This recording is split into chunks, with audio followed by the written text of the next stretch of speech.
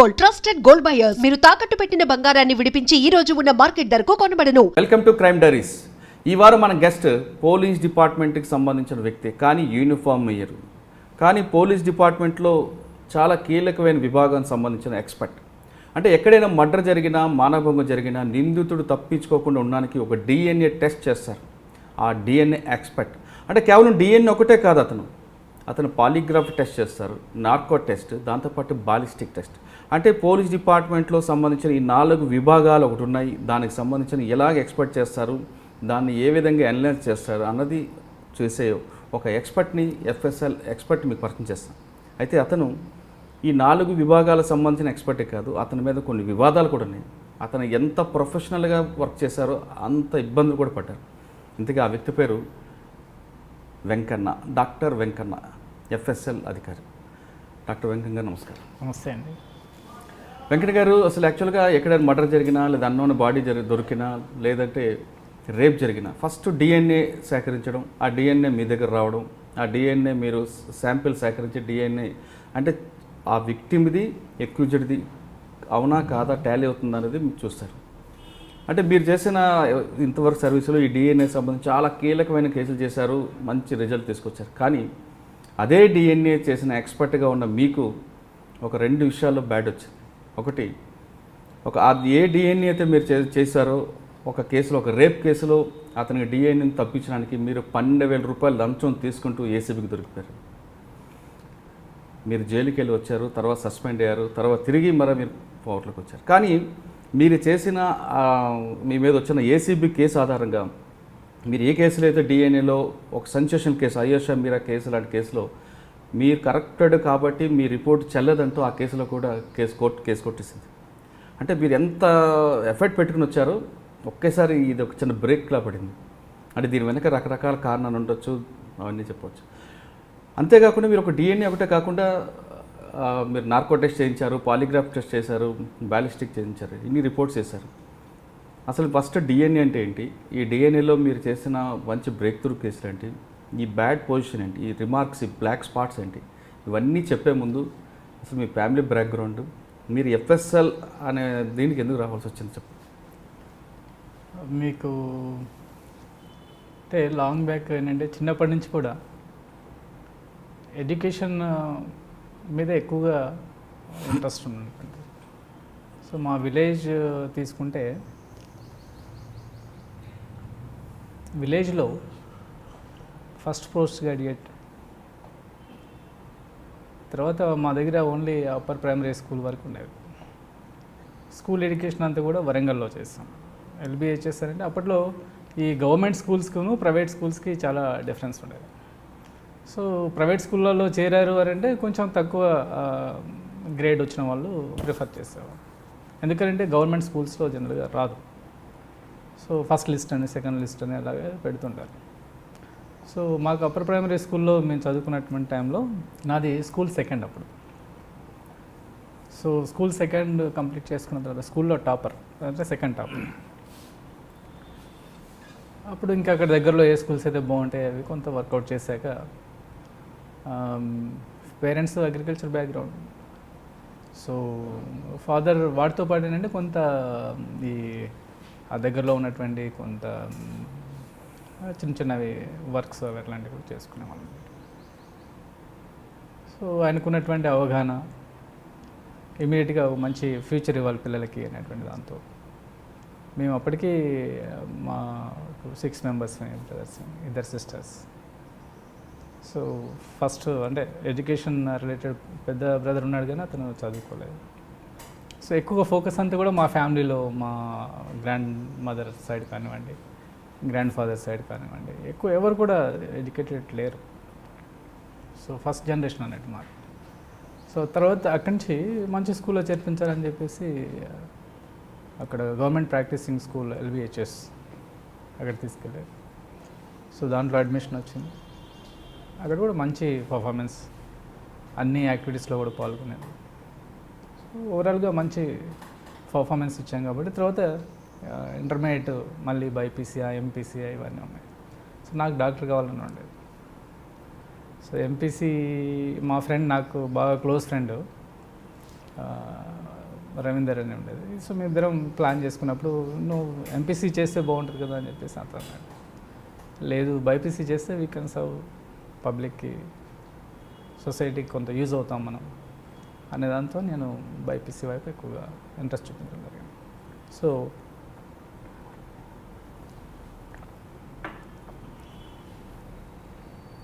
బైపీసీలో బాగా hard work చేస్తుంది. Morning నుంచి ఈవినింగ్ వరకు ఎంసెట్ షెడ్యూల్ మీకు తెలిసిందే. ఆ తర్వాత బైపీసీలో అనుకున్నంత మంచి ర్యాంక్ రాలే.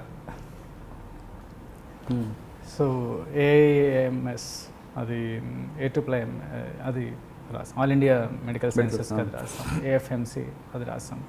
సో లెక్చర్స్ తర్వాత టీచర్స్ కూడా మంచి ఎంకరేజ్మెంట్ ఉండేది నాకు, ఎందుకంటే మాకు ఎడ్యుకేషన్ ఎక్కువగా లేదు కాబట్టి ఫ్యామిలీలో. So we depend on teachers ఉంది. సో మంచి టీచర్స్ మాకున్నటువంటి ఒక మ్యాథమెటిక్స్ టీచర్ కానివ్వండి, లేకపోతే ఇంగ్లీష్ టీచర్ కానివ్వండి, హెడ్ మాస్టర్ కానివ్వండి. So when ever we got it out we approach the teachers. So ఒక టీచర్ మనని ఏ విధంగా మలుస్తాడు అనేదానికి ఎగ్జాంపుల్.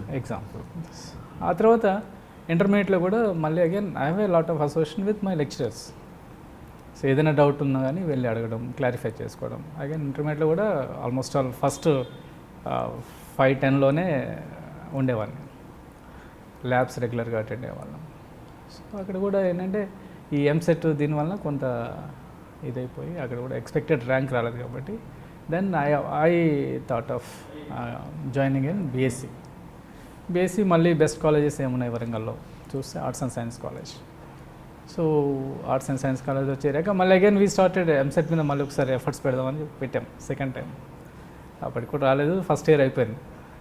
ఇంకా దీని మీద కాన్సన్ట్రేట్ చేయడం అనవసరం, so let's choose some other field అని చెప్పేసి అప్పుడు ఆలోచించాం. ఉన్న వాటిలో బెస్ట్ ఏంటి, chemistry is the best field. అప్పుడు అంటే టీచింగ్ ప్రొఫెషన్ అని వెళ్ళొచ్చు, లేదా ఇండస్ట్రియల్ ఈ ఆస్పెక్ట్ అయినా వెళ్ళొచ్చు. సో కెమిస్ట్రీ ఆప్ట్ చేసి అంటే కెమిస్ట్రీ కోసం ఇంకా స్టార్ట్ చేసాం. సో ఈసారి మిస్ కాకూడదు, ఆల్రెడీ అనుకున్నాము డాక్టర్ కావాలనుకున్నాము. ఒకవేళ డాక్టర్ అయ్యింటే మాత్రం I will be a best surgeon in the country. అంత మా దాంట్లో డిసెక్షన్స్ అవి చేసేటప్పుడు కూడా మా లెక్చర్స్ అనేవాడు you will become a best surgeon అయ్యా డాక్టర్ అయ్యంటే అనేవాడు. కానీ అది కాలేదు కాబట్టి సో బెస్ట్ కెమిస్ట్ అన్నా అవ్వగలిగితే బెటర్ అని చెప్పేసి ట్రై చేసి దెన్ సీరియస్గా ప్రిపేర్ అయ్యి అన్ని ఎగ్జామ్స్, పోస్ట్ గ్రాడ్యుయేషన్ ఎగ్జామ్స్ రాస్తాం. ఈ డిగ్రీ సెకండ్ ఇయర్ నుంచి ఇంకా స్టార్ట్ చేసాం. సో డిగ్రీ సెకండ్ ఇయర్ నుంచి స్టార్ట్ చేసినప్పుడు డిగ్రీలో అంతా అనుకున్నంత పెద్ద పర్సంటేజ్ ఏం రాలేదు కానీ బట్ స్టిల్ ఓకే. ఆ తర్వాత I got a seat in HCU, Hyderabad central university. అసలు ఫస్ట్ నమ్మలేదు, ఎంత కాంపిటీషన్లో ఇండియాలో ఓన్లీ 27 సీట్స్ ఉంటాయి. ఆ 27 సీట్స్లో మనకి ఎక్కడ వస్తుంది, ఇంపాసిబుల్, రాదనుకున్నాను. వన్ ఆఫ్ మై బ్యాచ్మేట్ అప్పుడు కోచింగ్ తీసుకునేటప్పుడు లేదు నీది అక్కడ ఉంది seat, you go and see అన్నారు. లిస్ట్లో గోల్డెన్ థ్రెషోల్డ్ హ్యాబిట్స్లో ఉంది, ఒకసారి నువ్వు చూడు అని అన్నారు. ఎందుకు మనం అక్కడికి వెళ్ళి చూడాల్సిన అవసరం ఏముంది, సెలెక్ట్ అయితే కాల్ లెటర్ మనకే వస్తుంది కదా లెటర్ అని చెప్పేసి నేను అనుకున్నాను. తర్వాత later I found Hyderabad central యూనివర్సిటీలో చేరిన ఒక 1 month తర్వాత REC ఎగ్జామ్ కూడా రాసి వరంగల్. సో దాంట్లో ఏంటంటే applied chemistry, drugs, pharmaceuticals, paints, వీటి మీద అనమాట. సో తర్వాత దాంట్లో రిజల్ట్స్ వచ్చిన తర్వాత అక్కడ వెళ్ళి చూస్తే I stood first in the REC. So ఆయన అడ్మిషన్స్ డైరెక్టర్ పిలిచి ఎందుకు RECలో చేరుతున్నారు, HCU మంచి బాగుంటుంది, మంచి ఎక్స్పోజర్ ఉంటుంది, సో అక్కడే చేరండి అని చెప్పేసి ఆయన అడ్వైజ్ చేశారు. సో మాకు ఇంకా వేరే సజెషన్స్ తీసుకోవడానికి కూడా లేరు కాబట్టి so we try to trust the elders. So ఆయన అడిగి ఆయన చెప్పిన సజెషన్స్ ప్రకారంగా సరేలేని మళ్ళీ HCUకి వచ్చేసి HCUలో I started career and then MSc Hyderabad central university. So 94లో ఐ హావ్ కంప్లీటెడ్, 92, 94. అది కంప్లీట్ అయిన తర్వాత వెంటనే ఏం చేసామనంటే ఒక ఫార్మస్యూటికల్ కంపెనీలో చేరాం. సో ఫార్మస్యూటికల్ కంపెనీలో for about 7 to 8 months work చేసాం కెమిస్ట్రీలో as a quality control, final product quality control. ఆ 8 monthsలో కూడా I did a lot of work they. So వీళ్ళ దగ్గర మదర్ లిక్కర్ అని ఉంటుంది, అంటే వేస్టేజ్. దాని నుంచి ప్రోడక్ట్ని రికవరీ చేయడం. సో ఆ ప్రోడక్ట్ రికవరీలో I shown 30% recovery from the mother liquor. So అప్పుడు ఆయన ఏమన్నారంటే మీకు అసిస్టెంట్ మేనేజర్గా ఇస్తాం ఇక్కడ క్యూసీ, సో మీరు ఇక్కడే కంటిన్యూ అవ్వండి అన్నారు. కానీ నేను ప్రైవేట్ ఇండస్ట్రీలో పనిచేస్తున్నప్పుడు పక్కనే మాదేమో బల్క్ డ్రగ్స్ పారాసిటమాల్ ప్రోడక్ట్ ఇక్కడ పట్టించారా? ఇక్కడ మన బొంతపల్లి దగ్గర నర్సాపూర్ రోడ్. సో అక్కడ అది పారాసిటమాల్ కాస్ట్ వచ్చేసి మార్కెట్లో ఓన్లీ 310 రూపీస్ ఎంత ఉంది, 280 to 310. ఫైనల్ అంటే ఎక్స్పోర్ట్ క్వాలిటీ అయితేనేమో కొంచెం ఎక్కువగా ఉండేది. ఆ పక్కనే గ్రాన్యూల్స్ ఇండియా లిమిటెడ్ అని ఇంకోటి ఉంది. సో దాంట్లో ఏంటంటే యాంటీబయాటిక్ వేస్తారు, అది ఫర్మెంటేషన్ బేస్డ్ అంటే biotechnology based. So fermentation related ప్రోడక్ట్కి ఇంత వాల్యూ ఉంటుంది ఆ మార్కెట్లో. మోరోవర్ అది యాంటీబయాటిక్ కాబట్టి కొంచెం వాల్యూ ఎక్కువ ఉంటుంది అనుకున్నాను. సో నో ఇది సంథింగ్ కొంచెం ఆలోచించాల్సిన విషయం అని చెప్పేసి అప్పుడు ఏం చేస్తామంటే దెన్ బయోటెక్నాలజీలో కెరియర్ స్టార్ట్ చేస్తే బాగుంటుంది. డ్రగ్స్ ప్రొడక్షన్ ఇదంతా దాని రిలేటెడే. అప్కమింగ్ ఏరియా ఏంటంటే బయోటెక్నాలజీ. సో దెన్ సీరియస్గా బీ షిఫ్ట్ ఏదైతే ఉందో నాకు అక్కడ మొత్తం బీ షిఫ్ట్ ఇన్ఛార్జ్గా నేను అనుకుంటాను. సో బీ షిఫ్ట్లో కొంత టైం వెసులుబాటు ఉంటుంది కాబట్టి నైట్ 10 వరకు, మధ్యాహ్నం 2 నుంచి 10 వరకు. సో అక్కడ కొంత ఖాళీ దొరికినప్పుడు ఈ ప్రిపరేషన్ స్టార్ట్ చేసాం. ఆ తర్వాత ఓన్లీ జేఎన్టీయూలో 15 సీట్స్ ఉన్నాయి post graduation MTech in biotechnology. So ఆ 15 సీట్స్లో ఒక సీట్ కొట్టుకోగలిగాను లక్కీగా. SCU2 జేఎన్టీయూకి వచ్చేస్తాను. ఓకే, అక్కడ ఆ జేఎన్టీయూలో ఎంటెక్ ఇంకా long association with JNTU. Okay. So నా కెరియర్ చాలా వరకు నా యాక్టివ్ లైఫ్లో యాక్టివ్ పార్ట్ అంతా కూడా జేఎన్టీయూతో ముడిపడాం. సో జేఎన్టీయూలో ఉన్న 95 to 97. 97. ఓకే. వెంకటరామరెడ్డి గారు ఉండేవారు అప్పుడు విసి వెంకటరామరెడ్డి గారు. అనంతపురం నుంచి అప్పుడే ట్రాన్స్ఫర్ వచ్చారు. సో ఆ 97 తర్వాత ఇక ప్రాజెక్టు 97 అప్పుడు అది అయిపోతూ ఉండగా ఈ ఫోరెన్సిక్ సైన్స్ ల్యాబ్లో పోస్టులు ఉన్నాయని అప్పుడు త్రూ ఎంప్లాయ్మెంట్ ఎక్స్చేంజ్ ద్వారా వచ్చేది కాల్ లెటర్స్. మనం అప్లై చేయాల్సిన అవసరం లేదు. ఎంప్లాయ్మెంట్ ఎక్స్చేంజ్ నుంచి కాల్ లెటర్ రాగానే గవర్నమెంట్ జాబ్. సో ఇంట్లో అంతా కూడా ప్రెజర్. సో అప్పటికే మ్యారేజ్ అయిపోయింది కూడా. సో ఒక పాప, ఇంట్లో వాళ్ళకి ఏంటంటే సెక్యూర్ లైఫ్ కావాలి కాబట్టి వాళ్ళు గవర్నమెంట్ జాబ్ ప్రిఫర్ చేస్తే బాగుంటుంది, వస్తే అటెండ్ అవ్వండి అని చెప్పారు. నాకేమో గవర్నమెంట్ జాబ్ అంటే అసలు ఇష్టం లేకుండా. బికాస్ అప్పుడు నేను పనిచేస్తున్నటువంటి కంపెనీలో బల్క్ డ్రగ్స్ కంపెనీలో కృష్ణప్రసాద్ అనే ఎండి ఉండేది. ఆయన ఈ డిడ్ ఈజ్ బీఎస్సీ చేసి ఇంత పెద్ద ఫ్యాక్టరీ పెట్టినప్పుడు మనం ఎంఎస్సీ చేసినప్పుడు కనీసం ఒక యూనిట్ పెట్టుకోవచ్చు, కొంతమందికి ఎంప్లాయ్మెంట్ ఇప్పించవచ్చు అనేటువంటి థాట్ నాకు స్ట్రాంగ్గా ఉందన్నమాట. సో ఎంటెక్లో చేరిన తర్వాత అయిపోతుంది. ప్రాజెక్ట్లో కూడా ఒక పబ్లికేషన్ తీసాం. సో ఆల్రెడీ ఒక ప్రాజెక్ట్ డిఎస్టీ ప్రాజెక్ట్ ఉంది ప్రొఫెసర్ లక్ష్మీనాథ్ దగ్గర. తను ఆల్రెడీ ఆఫర్ ఇచ్చారు, మీరు వచ్చి ఇక్కడ చేరండి. సో ఇక్కడికి వచ్చి ఇటు చూస్తేనేమో ఇది రాసాం ఎగ్జామ్ క్యాజువల్గా, లిస్ట్ అయిపోయింది, ఇంటర్వ్యూకి రమ్మన్నారు. సో ఇంటర్వ్యూకి వెళ్తే మీది బయోటెక్నాలజీ ఉంది కాబట్టి గాంధీ గారు అప్పుడు ఓకే ఫోరెన్సిక్ సైన్స్ డైరెక్టర్, చాలా యాక్టివ్ ఫేజ్లో ఉన్నటువంటిది అప్పుడు ఫోరెన్సిక్ సైన్స్ ల్యాబ్. అంటే other government offices first time నేను ఫోరెన్సిక్ ల్యాబ్లోకి వెళ్ళినప్పుడు ఇంటర్వ్యూకి ఇది ఒక గవర్నమెంట్ ఆఫీసేనా అన్నటువంటి ఫీలింగ్ వచ్చింది. ఆ లెవెల్లో మెయింటైన్ చేస్తారు అప్పుడు. FSL చాలా మోడల్గా అన్ని కార్పొరేట్ ఆఫీస్ లాగా ఉండేది. అదర్ గవర్నమెంట్ ఆఫీసెస్ అన్నీ చూస్తే డిఫరెంట్గా, ఇది డిఫరెంట్గా అనిపించేది. సో రియలీ చాలా అప్రిషియబుల్ అనిపించింది. సో ఆ టైంలో ఇంటర్వ్యూ అయిన తర్వాత ఇంటర్వ్యూలో బోర్డు మెంబర్స్ ఉన్నారు, కొంతమంది IICT నుంచి ప్రొఫెసర్ సైంటిస్ట్ ఉన్నారు, ఇంకో 1 or 2 ఉన్నట్టున్నారు, లాల్జీ గారు కూడా ఉన్నట్టున్నారు. ఆయన DNA గురించి కొంచెం అడిగారు. సో DNA ఫింగర్ ప్రింటింగ్ గురించి మీరు చెప్పగలుగుతారు. మాకు కోర్ సబ్జెక్టు అది వన్ ఆఫ్ ద పార్ట్ కాబట్టి మాలిక్యులర్ బయాలజీలో DNA ఫింగర్ ప్రింటింగ్ అనేది కొంచెం చదువుకొని వెళ్ళాం, ప్రిపేర్ అయ్యి అది చెప్పాం. అప్లికేషన్ చెప్పమన్నారు, చెప్పాం. ఆయన అప్పుడే ఒక క్వశ్చన్ అడిగారు నన్ను, పాలిమరైజ్ చైన్ రియాక్షన్ అంటే ఏంటి అని అడిగారు. సో PCR అన్నమాట. పాలిమరైజ్ చైన్ రియాక్షన్ ఎందుకు చేస్తారు అంటే హ్యూమన్ DNA మనం బ్లడ్లోంచి DNA ఎక్స్ట్రాక్ట్ చేస్తాం.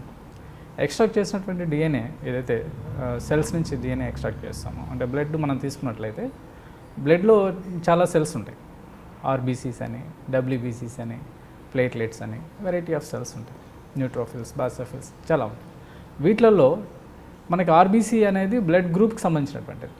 ఆర్బీసీ పైన యాంటీజెన్స్ ఏవైతే ఉన్నాయో blood group determining antigens RBC పైన ఉంటుంది. డబ్ల్యూబీసీ అనేది దాని లోపల కేంద్రకం కలిగి ఉంటుంది కాబట్టి కేంద్రకంలో ఉన్నటువంటి 23 జతల క్రోమోజోమ్స్ దానిపైన డిఎన్ఏ ఉంటుంది. ఓకే, సో 23 జతల క్రోమోజోమ్స్ పైన చాలా డిఎన్ఏ ఉంటుంది. అంత డిఎన్ఏ ఉన్నప్పుడు పీసీఆర్ ఎందుకు చేయాలి అనేది ఆయన క్వశ్చన్. నీకు ఇంకా ఎక్కువ క్వాంటిటీ కావాలి డిఎన్ఏ, ఎక్కువ బ్లడ్ నుంచి ఎక్స్ట్రాక్ట్ చేసుకోవచ్చు, ఐసోలేట్ చేసుకోవచ్చు అనేది. సో అప్పుడు నేనేమన్నానంటే no sir, the entire genome of extracted DNA is not required. అక్కడ దానిపైన ఉన్నటువంటి పాలిమార్ఫిక్ రీజన్స్ ఏవైతే ఉన్నాయి, సో ఆ పాలిమార్ఫిక్ రీజన్స్ని we need to read.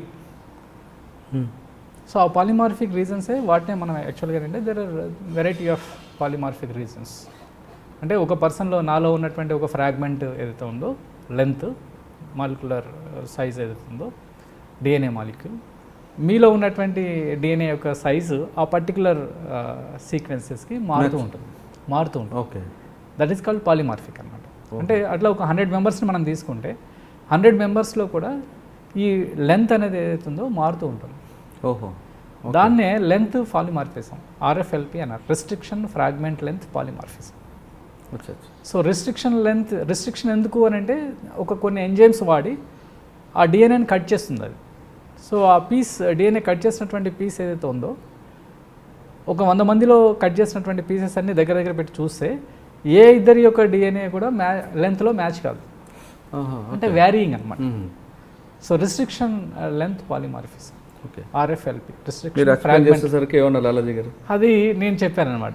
So those restricted fragment length polymorphisms are required to be read. Okay, so వాటిని మనం read చేయాలి కాబట్టి I need a PCR, polymerase chain reaction. So ఆ పాలిమరేజ్ చైన్ రియాక్షన్ సబ్జెక్ట్ చేసినట్లయితే డిఎన్ఏని అది amplify చేసి ఎక్కువ క్వాంటిటీ చేసి నాకు మొత్తం మిగతాదంతా జంక్ డిఎన్ఏ ఉంటుంది. మీరు డిఎన్ఏ మన దాంట్లో చూస్తే హ్యూమన్ బాడీలో 97% of the DNA is junk DNA, 97.3 అనుకుంటాను. So only 0.7% of functional DNA, 97% junk DNA. So మనకి మన బాడీ ఫంక్షన్స్ కానివ్వండి, ఫినోటైపిక్ క్యారెక్టరిస్టిక్స్ కానివ్వండి, హెయిర్ కలర్ కానివ్వండి, ఐ కలర్ కానివ్వండి, స్కిన్ కలర్ కానివ్వండి, ఇవన్నీ కూడా పోను మన బాడీకి కావాల్సినటువంటి ఎంజైమ్స్ ప్రొడక్షన్ కానివ్వండి, ప్రోటీన్స్ ప్రొడక్షన్ కానివ్వండి, ఇవన్నీ అన్నీ అయిన తర్వాత కూడా ఓన్లీ అదంతా కూడా 0.3% ఆఫ్ ద డిఎన్ఏలోనే జరుగుతూ ఉంటుంది. 97% ఆఫ్ 3%లోనే జరుగుతూ ఉంటుంది.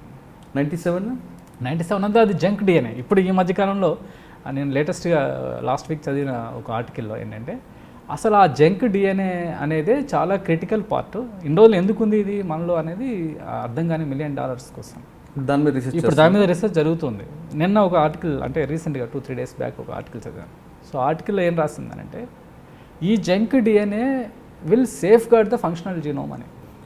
ఓహో, ఈ ఫంక్షనల్ జీనోమ్కి అంతా కూడాను మనకు సెక్యూరిటీ. ఇప్పుడు మనం హాయిగా ఇక్కడ హ్యాపీగా ఉండగలుగుతామంటే బోర్డర్లో మన సోల్జర్స్ ఎంతో అక్కడ చేస్తూ ఉంటారు. సో అలాగే ఈ ఫంక్షనల్ మాలిక్యూల్స్ ఏవైతే ఉన్నాయో డిఎన్ఏలో ఉన్నటువంటివి వాటిని అంటే ఈ 3%కి 97% సేఫ్ గార్డింగ్ ద డిఎన్ఏ అని చెప్పేసి ఒక నిన్న రీసెంట్ ఆర్టికల్. అది మరి ఎంతవరకు అంటే మీరు అక్కడి నుంచి వెంటనే FSIలో జాబ్ వచ్చిందంట.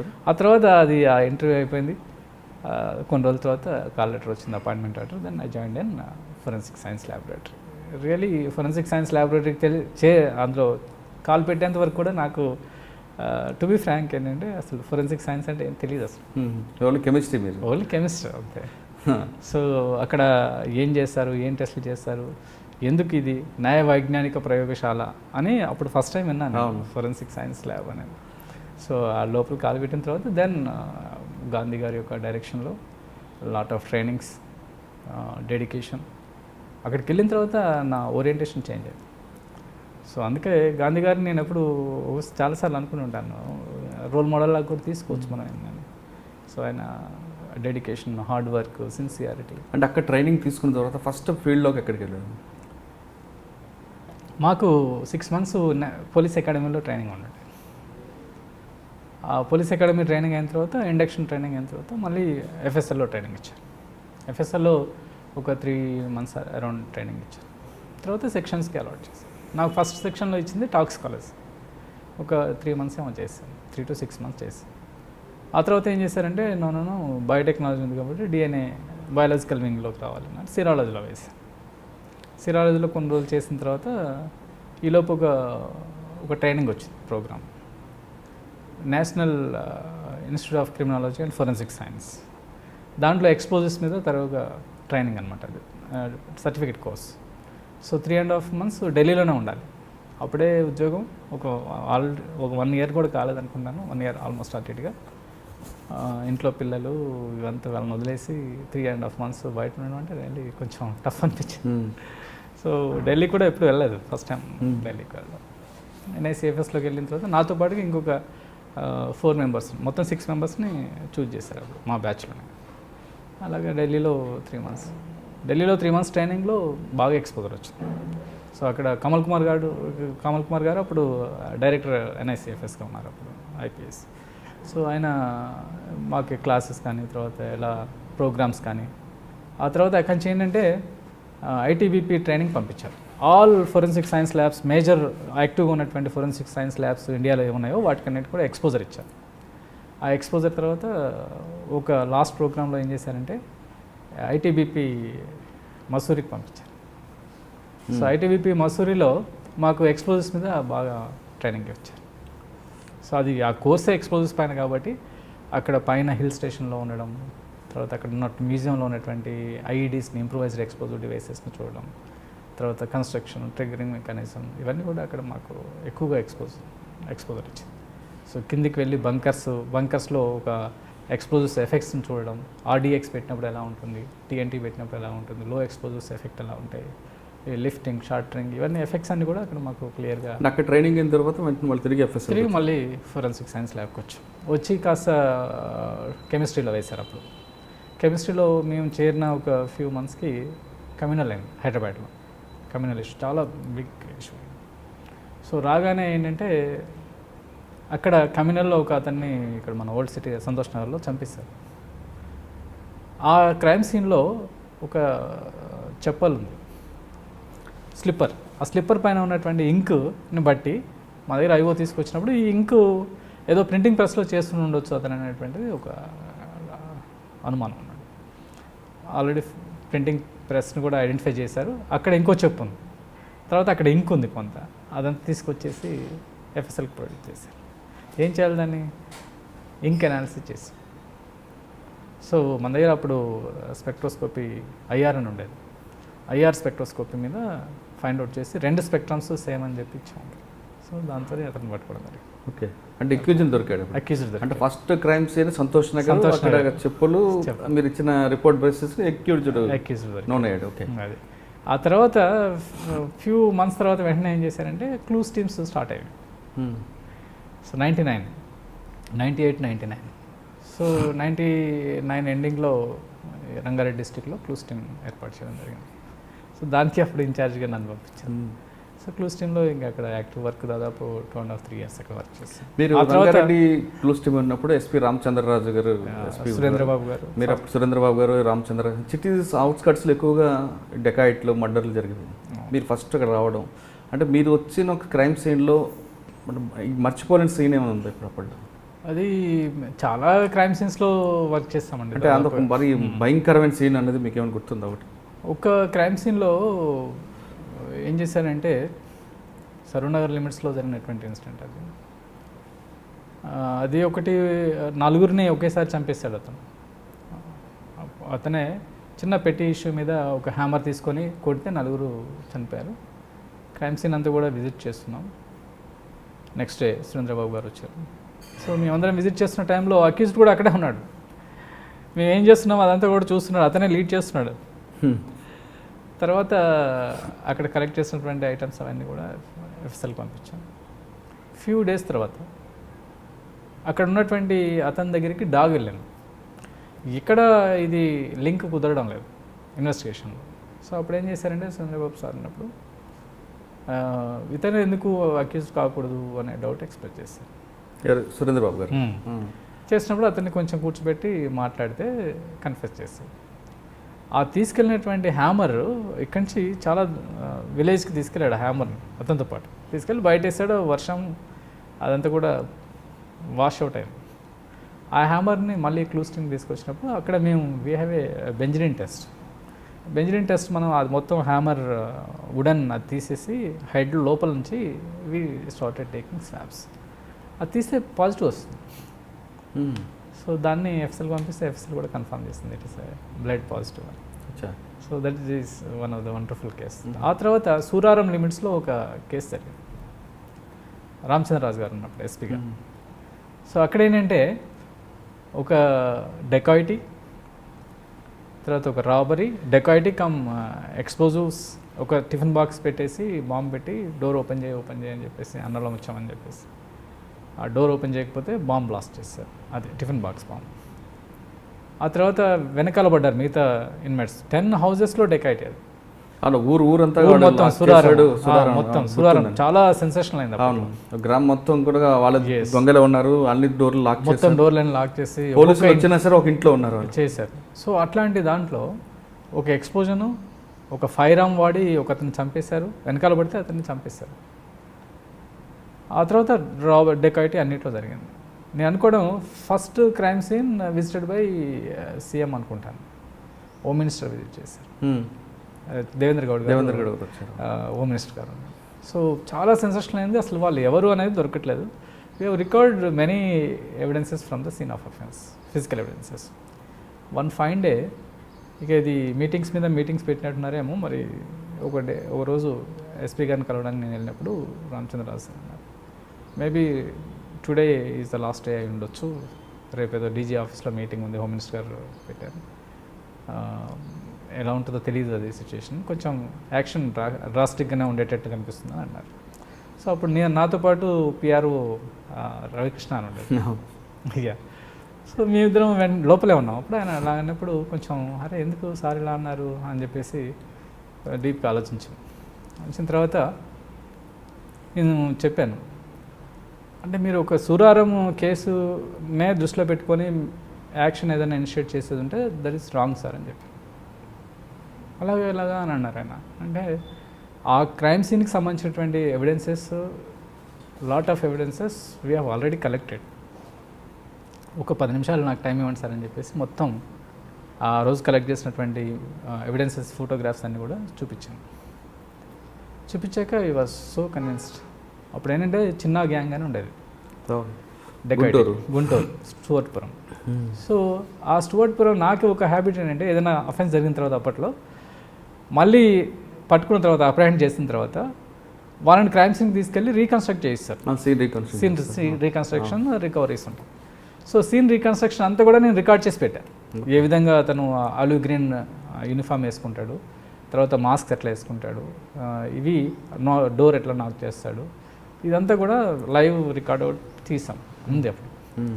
సో మాకు క్రైమ్ సీన్లో దొరికినటువంటి గ్లౌస్ కానీ ఫేస్ మాస్క్ కానివ్వండి, తర్వాత ఆలివ్ గ్రీన్ కొన్ని చొక్కాలు ఫోర్స్ఫుల్గా వాళ్ళు పట్టుకునేడానికి ప్రయత్నం చేసినప్పుడు అక్కడ వదిలేసి వెళ్ళిపోయినవి.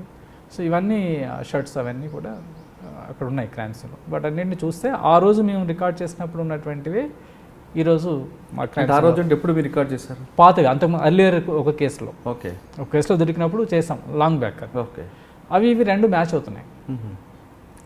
So gang is identified and established. So దీనికోసం మీరు చేయాల్సిన అవసరం లేదు sir. Only the task left over is to apprehend those guys అని చెప్పాక ఆయనకి లాట్ ఆఫ్ కాన్ఫిడెన్స్ వచ్చింది. ఆ రోజు నైట్ అప్పుడు డీటీపీ ఇదంతా కూడా కొంచెం ఫెమిలియారిటీ ఉండకపోయింది మనం. సో డీటీపీ ఆపరేటర్ని పట్టుకొచ్చి we were there in his office, in his chamber for about 1:32 వరకు నైట్ ఉన్నాం. ఉండి చెప్పామన్నమాట, ఇది ఈ సెటప్ అంతా కూడా, ఈ ప్రజెంటేషన్ అంతా కూడా మేము అక్కడ డీజీపీ ఆఫీస్ కాన్ఫరెన్స్ హాల్లో పెడతాం సార్. మీరేం లేదు, మీటింగ్లో ఏం చేయాలంటే ఒక 1 or 2 minutes ప్రజెంటేషన్కి మీరు అవకాశం తీసుకోగలిగితే మీరు సక్సెస్ అయినట్టే అని చెప్పాను. సార్ కూడా చాలా కన్విన్సింగ్గా అట్ అబౌట్ 2:30కి ఆయన ఇంటికి వెళ్ళిపోయారు ఫ్రెష్ అప్. సో మేము ఇదంతా సెటప్ మార్నింగ్ తీసుకొని వెళ్ళిపోయి డీజీపీ ఆఫీస్లో పెట్టేసి సైలెంట్గా ఒక ఆపరేటర్స్ లాగా సైడ్ కూర్చున్నాం ఇద్దరం, నేను రవికృష్ణ అండ్ దెన్ ఆపరేటర్ అక్కడ కూర్చున్నాడు. సో అంత మీటింగ్ అంతా కన్వే అవుతుంది. దేవేంద్ర గౌడ్ గారు, డీజీ అందరూ వచ్చారు. సో ఫస్ట్ అప్పుడు సిపి హైదరాబాద్ ఎంవి కృష్ణారావు గారు. సో ఎంవి కృష్ణారావు గారు CP, Hyderabad range DIG Nanduru Sambasivarao గారు. సో ఈయన అడిగారు అనమాట.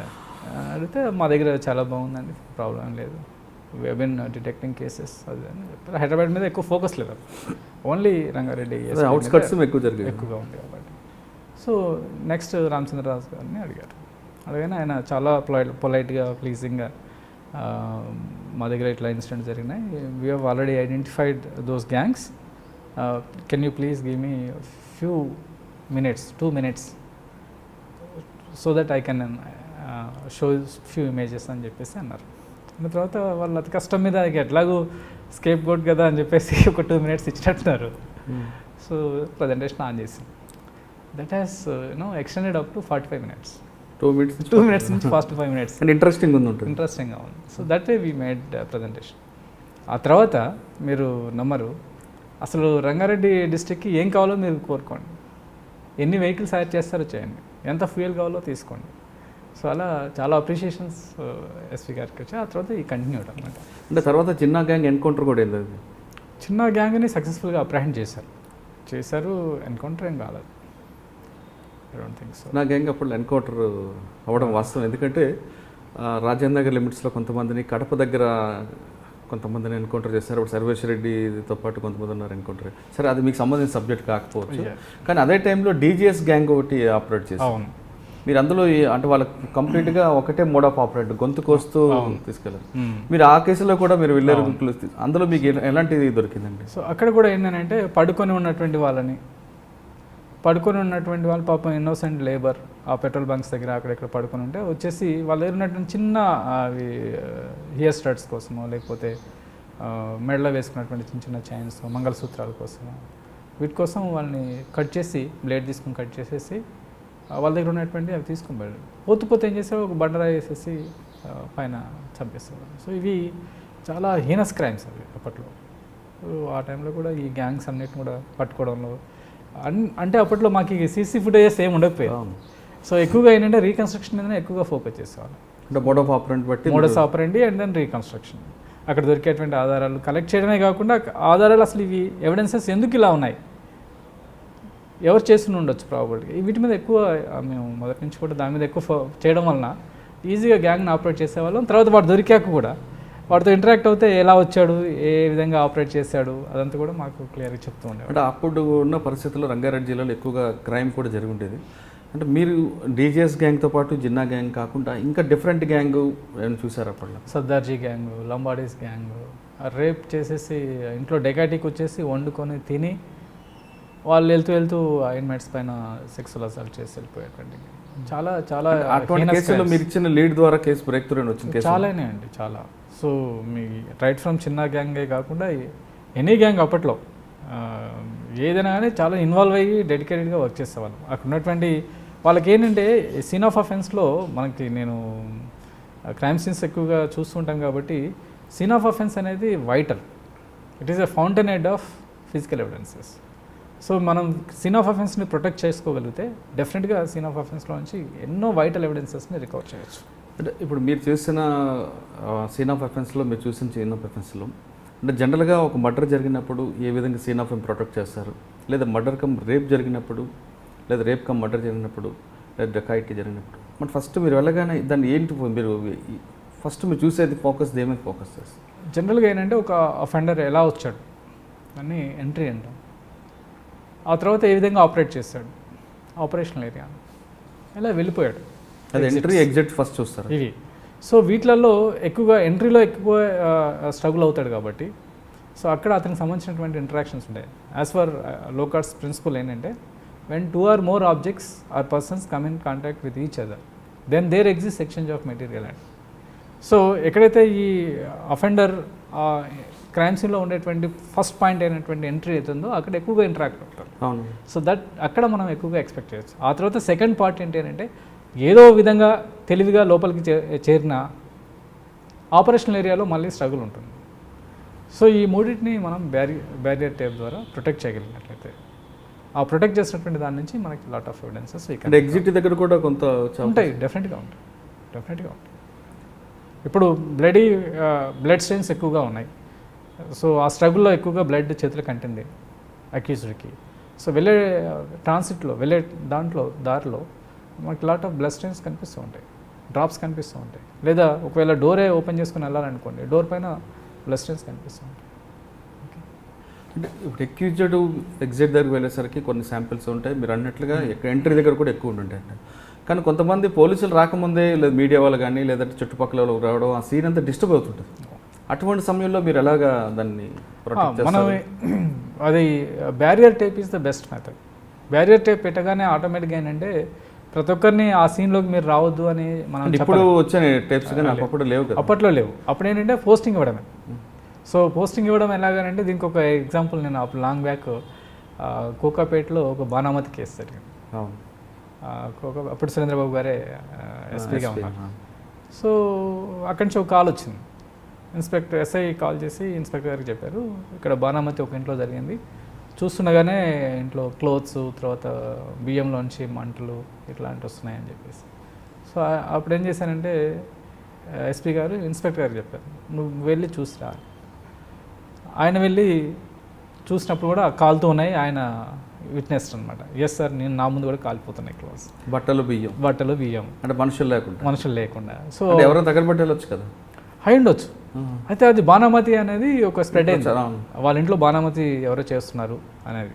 సో ఇమీడియట్గా ఎస్పీ గారు అన్నారు, మనం వెళ్దాం క్రైమ్ సీన్కి అన్నారు. మీకు ఏమైనా ఐడియా ఉందా వీటి మీద అని అంటే, unless I see the crime scene can I say sir, crime సీన్కి వెళ్ళడమే బెటర్ అని చెప్పి. సో క్రైమ్ సీన్కి వెళ్ళేసరికి ఏంటంటే అక్కడంతా బాగా మీడియా అవి ఇవి TV9 అప్పుడప్పుడే వస్తుందన్నమాట. సో అక్కడ క్రైమ్ సీన్కి వెళ్ళిన తర్వాత నాకు ఒక 5 minutes ఇవ్వండి సార్, ఈలోపు మీరు ఇంటరాక్ట్ అవ్వండి అని చెప్పి. సో క్రైమ్ సీన్లో చూస్తే ఎక్కడైతే వాళ్ళు క్లోత్ షర్ట్ హ్యాంగ్ చేస్తుందో అక్కడ బర్నింగ్, తర్వాత బియ్యంలో బర్నింగ్, తర్వాత ఫుడ్ తినేదానికి అన్నం పెట్టుకుంటే దాంట్లో పసుపు కుంకుమలు నిమ్మకాయలు కట్ చేసినవి, ఇవన్నీ కొంచెం చూడగానే కొంచెం భయపడేటట్టుగానే ఉంది అది సీన్.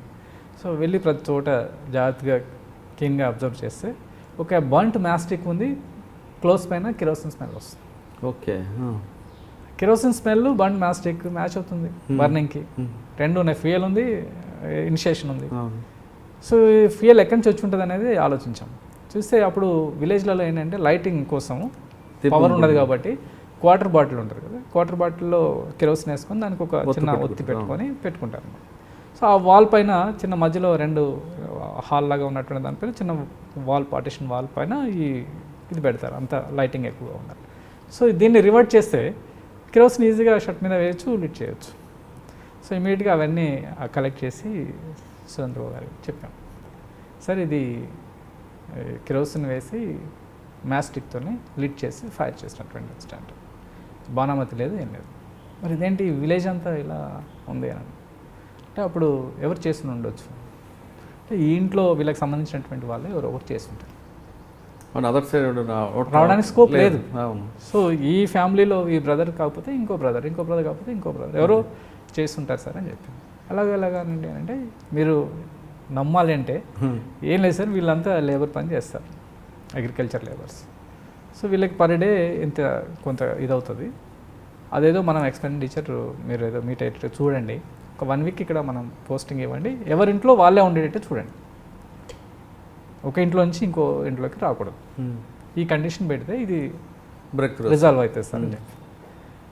మీరు నమ్మరు అసలు, 1 week తర్వాత దెర్ ఇస్ నో బాణామతి, నో ఇన్సిడెంట్స్ టుక్ ప్లేస్. అప్పుడు అంతకుముందు ఎవ్రీ డే ఆల్టర్నేట్ డే ఒక ఇన్సిడెంట్ జరిగేది, నిమ్మకాయలు వేశారనో, పసుపు చల్లారనో, పైనుంచి ఏదో బొమ్మలు వేశారనో, హెయిర్స్ పడ్డాయనో, వాడు ఇటువైపు చూస్తున్నారు వీళ్ళ సైడ్ అని. సో ఆ తర్వాత నాకు తెలిసింది ఏంటంటే రామచంద్రరాజు గారు వచ్చిన తర్వాత we did a lot of excise on బాణామతి అని చేతబడి. రామచంద్రరాజు గారు కూడా అప్పుడు మీడియాతో తీసుకుంటూ రంగారెడ్డి జిల్లా చాలా అవేర్నెస్ జానపద గీతాలు వర్క్ చేశారు, చైతన్యం ప్రోగ్రామ్. అంటే ఈ కేసులో మీరు అన్నట్లుగా ఆ ఇంట్లో వాళ్ళు ఉండడం వల్ల ఎందుకు జరగలేదని మీరు అనుకుంటున్నారు? ఎందుకు అని అంటే ఈ బాణామతి అనేది ఏంటంటే అప్రూవ్డ్ మర్డర్, అంటే ఎంటైర్ విలేజ్ ఒక పర్సన్ని టార్గెట్ చేసి ఆ పర్సన్ని చంపడం వలన నథింగ్ విల్ హ్యాపెన్, ఈ డిజర్వ్స్ ఫర్ ద డెత్ అనేది ఒక అప్రూవల్ తీసుకుంటారు. ఇప్పుడు నాకు ఒక పర్సన్ మీద ఎనిమిటీ ఉంటే నేనేం చేస్తానంటే అతన్ని ఎలిమినేట్ చేయడానికి అతను ఏదో నా ఇంట్లో వాళ్ళపైన ఏదో చేతబడి చేస్తున్నాడని సార్ట్ చేస్తాను. నన్ను అటువైపు మా ఫ్యామిలీ మెంబర్స్ వెళ్తుంటే చూస్తున్నారని చెప్తాం. ఆ తర్వాత ఎక్కడెక్కడో మట్టి నేను నడిచినటువంటి దానిలో మట్టి తీసుకున్నాడు అంటాడు, లేకపోతే కొన్ని పసుపు కుంకుమ కలిపినటువంటి నిమ్మకాయలు వేయడం. సో ఇలా నా ఇంటి పైన మనమే వేసుకొని అతనికి అట్రిబ్యూట్ చేస్తూ ఉంటాం. సో ఈ అట్రిబ్యూషన్లో ఏమవుతుందనంటే స్లోగా ఏదో వన్ ఫైన్ డే ఆ ఇంట్లో ఉన్నటువంటి ఆవులో లేకపోతే ఇంకా గేదెలో ఏ ఒకటి రోగాలు అవి వస్తుంటాయి, డిసీజెస్ కామన్ కదా ఓవర్ ద పీరియడ్ అనమాట. ఇది it may take 2 to 5 years also to get a approval from the society. So ఈ ఇంతకాలం చాలా ఓపికగా వెయిట్ చేస్తారనమాట. సో దీంట్లో ఈ ప్రాసెస్లో వీళ్ళకి జ్వరాలు వచ్చినా కానీ లేకపోతే ఇంకేమైనా అనుకోని ఇన్సిడెంట్ ఏదైనా జరిగినా కానీ this has attributed to that fellow. So ఆ పర్సన్ చేయడం వలన ఇది నా ఇంట్లో ఇలా జరుగుతున్నదని చెప్పేసి ఈ ఫ్యామిలీ సిక్నెస్కి, ఫైనాన్షియల్గా వీక్ అవడానికి, తర్వాత రోగాలు రావడానికి డిసీజ్ ఆయన కారణం అన్నట్టుగా ఒక చేస్తూ ఉంటారు. అనుకోకుండా ఏదైనా అనుకోని ఇన్సిడెంట్ జరిగి ఎవరైనా చనిపోయారు అనుకోండి, ఆ రోజు అది ఫ్లేర్ అప్ అయిపోతుంది అనమాట. సో అతనే రెస్పాన్సిబుల్ అనేటువంటిది బాగా స్ట్రాంగ్గా ఫీడ్ అయిపోయిన తర్వాత అప్పుడు entire village will attack the person. అతన్ని అటాక్ చేయడం, పళ్ళు విరగొట్టడం, లేదా చెట్టుకి కట్టేసేయడం, టైర్లు వేయడం, కాల్ చేయడం, ఇలాంటివి ఎన్నో సంఘటనలు మనకి రంగారెడ్డి, మహబూబ్ నగర్, నల్గొండ లిమిట్స్లో చూసాం. దాదాపు 200 పైన బాణామతి కేసెస్, చేతబడి కేసెస్ సీన్స్ అటెండ్ చేశాం. అంటే ఆ రోజు ఈ నర్సింగ్ కోకాపేట కేసులో వాళ్ళ ఇంట్లో ఉండిపోవడం వల్ల ఎవరు జరగలేదు, లేకపోతే వాళ్ళు కూడా ఆల్రెడీ ఎవరో ఒకరిని టార్గెట్ చేశారు. అది అట్లాగే కంటిన్యూ చేసి ఉంటే మాత్రం వాడు అంటే వాళ్ళ ఇంట్లో ఉండిపోవడం ఎందుకు పెరగలేదు అంటున్నారు? ఎందుకు అని అంటే ఆపర్చునిటీ లేదు అతనికి వేయడానికి. ఓకే. సో ఇంట్లో వేరే వాళ్ళ ఇంట్లోకి వెళ్ళి నమ్మించాలి కదా. సో నమ్మించడానికి అవకాశం లేదు, బ్రేక్ అయిపోయింది అక్కడ. సో బ్రేక్ అయింది కాబట్టి అది అక్కడికే స్టాప్ అయిపోయింది. సో బాణామతీస్, చేతబడి అనేవి ఒక village or society approved murder. It is not a superstition. ఇంకా రంగారెడ్డి జిల్లా నుంచి మీరు నెక్స్ట్ స్టెప్ ఎక్కడికి వచ్చారు? ఇక్కడి నుంచి మళ్ళీ బాగా అంటే అప్పటికి ఏమైందనంటే డిఎన్ఏలో ఎఫ్ఎస్ఎల్లో ఫోరెన్సిక్ సైన్స్ ల్యాబ్లో ఉన్నటువంటి డిఎన్ఏ వింగ్లో పనిచేస్తున్నటువంటి ఒక అసిస్టెంట్ డైరెక్టర్ గారు శోభాదేవి. సో శోభా మహేంద్ర తనకి బ్రెయిన్ క్యాన్సర్ రావడం, తర్వాత తను యాక్టివ్గా మొత్తం డిఎన్ఏ సెటప్ అంతా కూడా తనే చేస్తుంది. సో ఆ ల్యాబ్స్ కన్స్ట్రక్షన్ కానివ్వండి, upon the instructions of the director Shri KPC Gandhi గారు.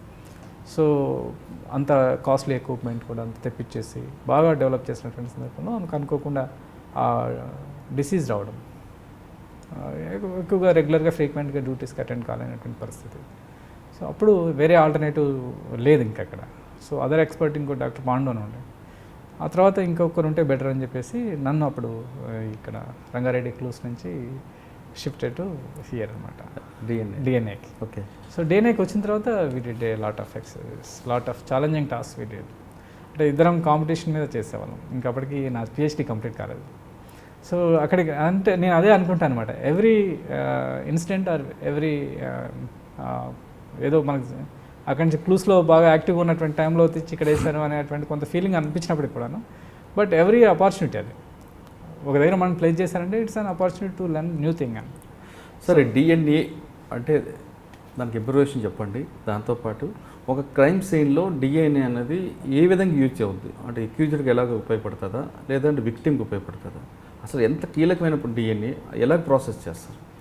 డిఎన్ఏ అనగానే మనకి గుర్తొచ్చేటువంటిది ఏంటంటే దాని అబ్రివేషన్ చూస్తే డిఆక్సీ రైబోన్యూక్లిక్ యాసిడ్. అంటే ఒక సెల్ తీసుకున్నట్లయితే సెల్లో సెంట్రలైజ్డ్ న్యూక్లియస్ ఉంటుంది. మన బాడీలో ఉండేటువంటి కోటానుకోట్ల సెల్స్లో కొన్ని కేంద్రకం కలిగి ఉన్నటువంటి సెల్స్, చాలా వరకు కేంద్రకం కలిగి ఉన్నటువంటి సెల్స్, కొన్ని కేంద్రకం లేనటువంటి సెల్స్. ఆర్బీసీ ఉంది, ఆర్బీసీకి కేంద్రకం ఉండదు కాబట్టి వాటిని ఏ న్యూక్లియేటెడ్ సెల్స్ అంటారు. సో న్యూక్లియేటెడ్ సెల్స్ అయినటువంటి డబ్ల్యూబీసీ ఏవైతే ఉన్నాయో దాంట్లో ప్రతి సెల్లో కూడా 23 pairs ఆఫ్ క్రోమోజోమ్స్ ఉంటాయి. ఈ 23 pairs ఆఫ్ క్రోమోజోమ్స్ మనం ఒక క్రోమోజోమ్ని కానీ తీసుకొని చూసినట్లయితే దానికి 2 క్రోమాటిడ్స్, మధ్యలో సెంట్రోమియర్, ఒక చిన్న దారపూస లాంటి థ్రెడ్ లైక్ స్ట్రక్చర్ని మనం డిఎన్ఏ అని అంటాం. ఈ డిఎన్ఏ పైన మళ్ళీ అగైన్ డిఆక్సీ రైబోన్యూక్లిక్ యాసిడ్, ఇవి కేంద్రకామ్లాలు అనమాట. అట్లాగే డిఎన్ఏ కాకుండా ఇంకొక కేంద్రకామ్లమైనటువంటి ఆర్ఎన్ఏ, రైబోన్యూక్లిక్ ఆమ్లం, సో రైబోన్యూక్లిక్ యాసిడ్. సో ఈ ఆర్ఎన్ఏ, డిఎన్ఏ అనేవి మన బాడీకి సంబంధించినటువంటి అమైనో యాసిడ్స్ కానీ బాడీ క్యారెక్టర్స్ని కానీ వాటి తయారీలో వాటికి ఇన్స్ట్రక్షన్స్ ఇచ్చే దాంట్లో మాస్టర్ మాలిక్యూల్స్ అనమాట ఇవి రెండు. సో ఈ డిఎన్ఏని చెప్పాలంటే ఒక లైఫ్ యొక్క బ్లూ ప్రింట్ అనొచ్చు. మనం ఇల్లు కట్టుకునేటప్పుడు బ్లూ ప్రింట్ ఎలా తీసుకుంటామో అలాగే ఒక బాడీ అనేది ఏ విధంగా ఉండబోతుంది, ఎలా ఉంటుంది, చైల్డ్హుడ్ నుంచి అడల్ట్ స్టేజ్ రీచ్ అయ్యేంత వరకు ఏ విధంగా ఇతని యొక్క ఫినోటైపిక్ క్యారెక్టరిస్టిక్స్ కానీ జినోటైపిక్ క్యారెక్టరిస్టిక్స్ కానీ ఎలా ఉంటాయి అనేది ఈ డిఎన్ఏ అనేది డిసైడ్ చేస్తుంది. ఓకే, అయితే ఈ డిఎన్ఏ 1987లో ఒక బ్రేక్ త్రూ పిచ్ ఫార్క్ కేసులో, అక్కడ కూడా సెక్సువల్ అసాల్ట్ కేసులో first DNA report generated by Alec Jeffrey. So Alec Jeffrey DNA finger printing ఆయన మయోగ్లోబిన్ జీన్ మీద వర్క్ చేస్తున్నారు. సో మయోగ్లోబిన్ జీన్ మీద వర్క్ చేస్తున్నారు అంటే కండరాల నొప్పికి సంబంధించినటువంటి ఒక జీన్. ఎందుకు అసలు ఒక మనిషికి కండరాల నొప్పులు ఎందుకు వస్తాయనే దాని మీద ఆయన వర్క్ చేస్తున్నటువంటి సమయంలో ఒక 200-300 సబ్జెక్ట్స్ని తీసుకొని వాళ్ళ బ్లడ్ శాంపుల్స్ అన్ని ఐసోలేట్ చేసి డిఎన్ఏ ఎక్స్ట్రాక్ట్ చేసి దాని నుంచి డిఎన్ఏ పైన ఉన్నటువంటి ఆ జీన్ రెస్పాన్సిబిలిటీ ఎంతవరకు ఉంటుందని స్టడీ చేస్తున్నటువంటి క్రమంలో ఈ has seen unusual things in the DNA. Okay, ఐడెంటిఫైయింది. అదే నేను ఇంతకుముందు మన ఎర్లీ ఫేజ్ ఆఫ్ డిస్కషన్లో చెప్పాను, RFLP అని. సో రిస్ట్రిక్షన్ ఫ్రాగ్మెంట్ లెంత్ పాలిమార్ఫిజంని ఆయన ఫస్ట్ టైం చూశారనమాట. అది ఓకే, అరే ఈ లెంత్ ఎందుకు మారుతుంది, ఒక పర్సన్ నుంచి ఇంకో పర్సన్లో ఈ జీన్ లెంత్ ఎందుకు మారుతుంది అనేది ఆయన ఫైండ్ అవుట్ చేశాడు. సో అది కూడా నాన్ కోడింగ్ రీజన్లో ఉన్నటువంటి సీక్వెన్సెస్. సో ఈ నాన్ కోడింగ్ రీజన్లో ఉండేటువంటి సీక్వెన్సెస్ యొక్క లెంత్ ఒక ఎంజైమ్తో కట్ చేయించినప్పుడు 200-300% కూడా ఈ లెంత్ అనేది వ్యారీ అవుతుంది. So that is called polymorphism అనేది ఫస్ట్ కాన్సెప్ట్ తీసుకొచ్చాడు ఆయన, length based polymorphism. Enzymes restriction enzymes వాడాడు కాబట్టి, రిస్ట్రిక్టెడ్ ఎండోన్యూక్లియస్ వాడాడు కాబట్టి, so restricted fragment length polymorphism అని తీసుకొచ్చాడు. అదే first DNA finger printing. Okay, first generation DNA finger printing అంటే RFLP. సాధారణంగా డిఎన్ఏ అంటే బ్లడ్ శాంపుల్లో తీసుకుంటారా, లేదంటే తలలో కానీ, లేదంటే మన నోట్లోంచి లాలాజలంలో కానీ, గోరుల్లో కానీ అన్నింటిలో కూడా డిఎన్ఏ వచ్చే అవకాశం ఉంటుంది? డిఎన్ఏ అనేది మనకు కావాల్సింది ఏంటంటే కేంద్రకం కలిగి ఉన్నటువంటి సెల్. అందుకే చెప్పాను నేను, కోటాను కోట్ల సెల్స్ కలిగి ఉన్నటువంటి మన బాడీలో కేంద్రకం కలిగి లేనటువంటి సెల్స్ RBCs తప్ప మిగతా సెల్స్ అన్నీ కూడా కేంద్రకాన్ని కలిగి ఉంటాయి. రైట్ ఫ్రమ్ మీరు లాలాజలం నుంచి తీసుకుంటే ఎపిథీలియల్ సెల్స్ వస్తాయి. అట్లాగే హెయిర్ తీసుకుంటే, రూటెడ్ హెయిర్ తీసుకుంటే రూట్ షీత్ ఏదైతే ఉందో దాని నుంచి డిఎన్ఏ తీయచ్చు.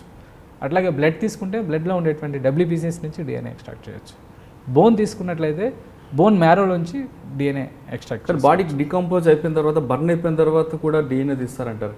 అంటే బాగా యాషెస్ అయితే తీయలేము, చార్డ్ అవుట్ బాడీస్ నుంచి తీయొచ్చు, ఎందుకంటే బోన్ ఇంటాక్ట్ ఉంటుంది లోపల.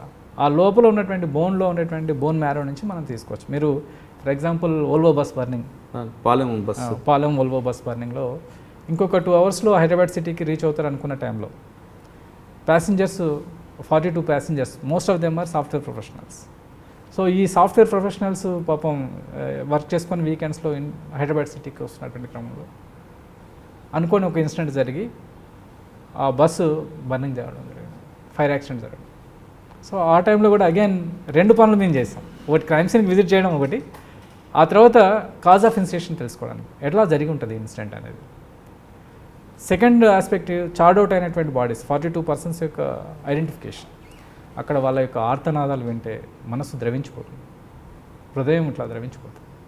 సో అదే మాకు కదిలిచ్చింది. అసలు 4 రోజులు వితౌట్ స్లీప్, కంప్లీట్గా ఎఫ్ఎస్ఎల్లో ఉన్నామండి, నిద్ర లేదు, కంప్లీట్గా ఎఫ్ఎస్ఎల్లో ఉన్నామండి. ఆ 42% యొక్క ఐడెంటిఫికేషన్ చేసి, so extraction of DNA from charred out specimens నుంచి very tough job. It is very difficult to extract DNA from charred out bodies. Any scientist in the world including FBI. Okay, అంత challenging టాస్క్ని forensic science lab take up చేసింది ఆ టైంలో. అంటే burn అయిన body నుంచి blood sample తీసుకుంటే, blood శాంపిల్లో లేదంటే బోన్లో ఏదైతే బాగా కాలినటువంటి బోన్ ఏదైతే ఉందో అక్కడ జాయినింగ్స్ కానీ పిఎంఈ డాక్టర్స్తో పాటుగా మేము కూడా అక్కడ ఉండి బెస్ట్ స్పెసిమెన్ని పికప్ చేయించాం. వాళ్ళ ఎవరైతే క్లైమ్ చేస్తున్నారో వాళ్ళ నుంచి డిఎన్ఏ తీసుకున్నారు. రైట్. సో దాంట్లో డిఎన్ఏ అనేది చాలా మ్యాండేటరీ, చాలా చాలా ఇంపార్టెంట్ బర్న్ట్ కేసెస్లో ఎస్పెషల్లీ. సో ఒక బాడీది మాత్రం డిఎన్ఏ అంటే చూడగానే ఫిజికల్ క్యారెక్టరిస్టిక్స్ బాగానే ఉన్నాయి, ఇది ఇవ్వచ్చు అని చెప్పేసి నవీన్ చంద్ గారు ఐజీగా ఉన్నారు అప్పుడు. సో నవీన్ చంద్ గారు బీయింగ్ ఏ డిఎన్ఏ ప్రొఫైలింగ్ ఎక్స్పర్ట్గా నన్ను పిలిచి అడిగారు, ఇది ఓ బాడీ చూడడానికి ఫిజికల్ క్యారెక్టరిస్టిక్స్ అన్ని బాగానే ఉన్నాయి, మనం ఇది ఇచ్చేయవచ్చు అంటారా అని అడిగారు నన్ను. అడిగినప్పుడు నేను అన్నాను, ఒక ఒక DNA profiling expert, DNA finger printing ఎక్స్పర్ట్గా కాదన్ననేది తప్ప అసలు యాక్చువల్గా అయితే ఇవ్వచ్చు. సో ఎందుకు సార్ డిఎన్ఏ చేయిద్దామని చెప్పేసి నేను చెప్పాను, ఎందుకు అనకూడదు కాబట్టి. సో సార్ ఏంటంటే ఒక బాడీ ఐడెంటిఫికేషన్ అవుతుంది, రిచువల్స్ ఏమైనా ఉన్నాయో అవి చేసుకుంటారు వాళ్ళని చెప్పేసి బాడీని హ్యాండ్ ఓవర్ చేసి, ఆ బాడీ తీసుకొని శంషాబాద్ దగ్గరికి రాగానే another set of biological relatives వాళ్ళని అటాక్ చేశారు. అటాక్ చేసి ఈ బాడీ మాది, మీరు ఎలా తీసుకెళ్తారని చెప్పేసి there was a big fight between 2 groups. So వెంటనే మళ్ళీ ఆ బాడీని రిటర్న్ తెప్పించేసి ఎఫ్ఎస్ఎల్లో ఆ స్పెసిమెన్ కలెక్ట్ చేసి ఎఫ్ఎస్ఎల్లో డిఎన్ఏ ప్రొఫైలింగ్ చేస్తాం. Surprisingly it is matching with the second set of parents. ఓ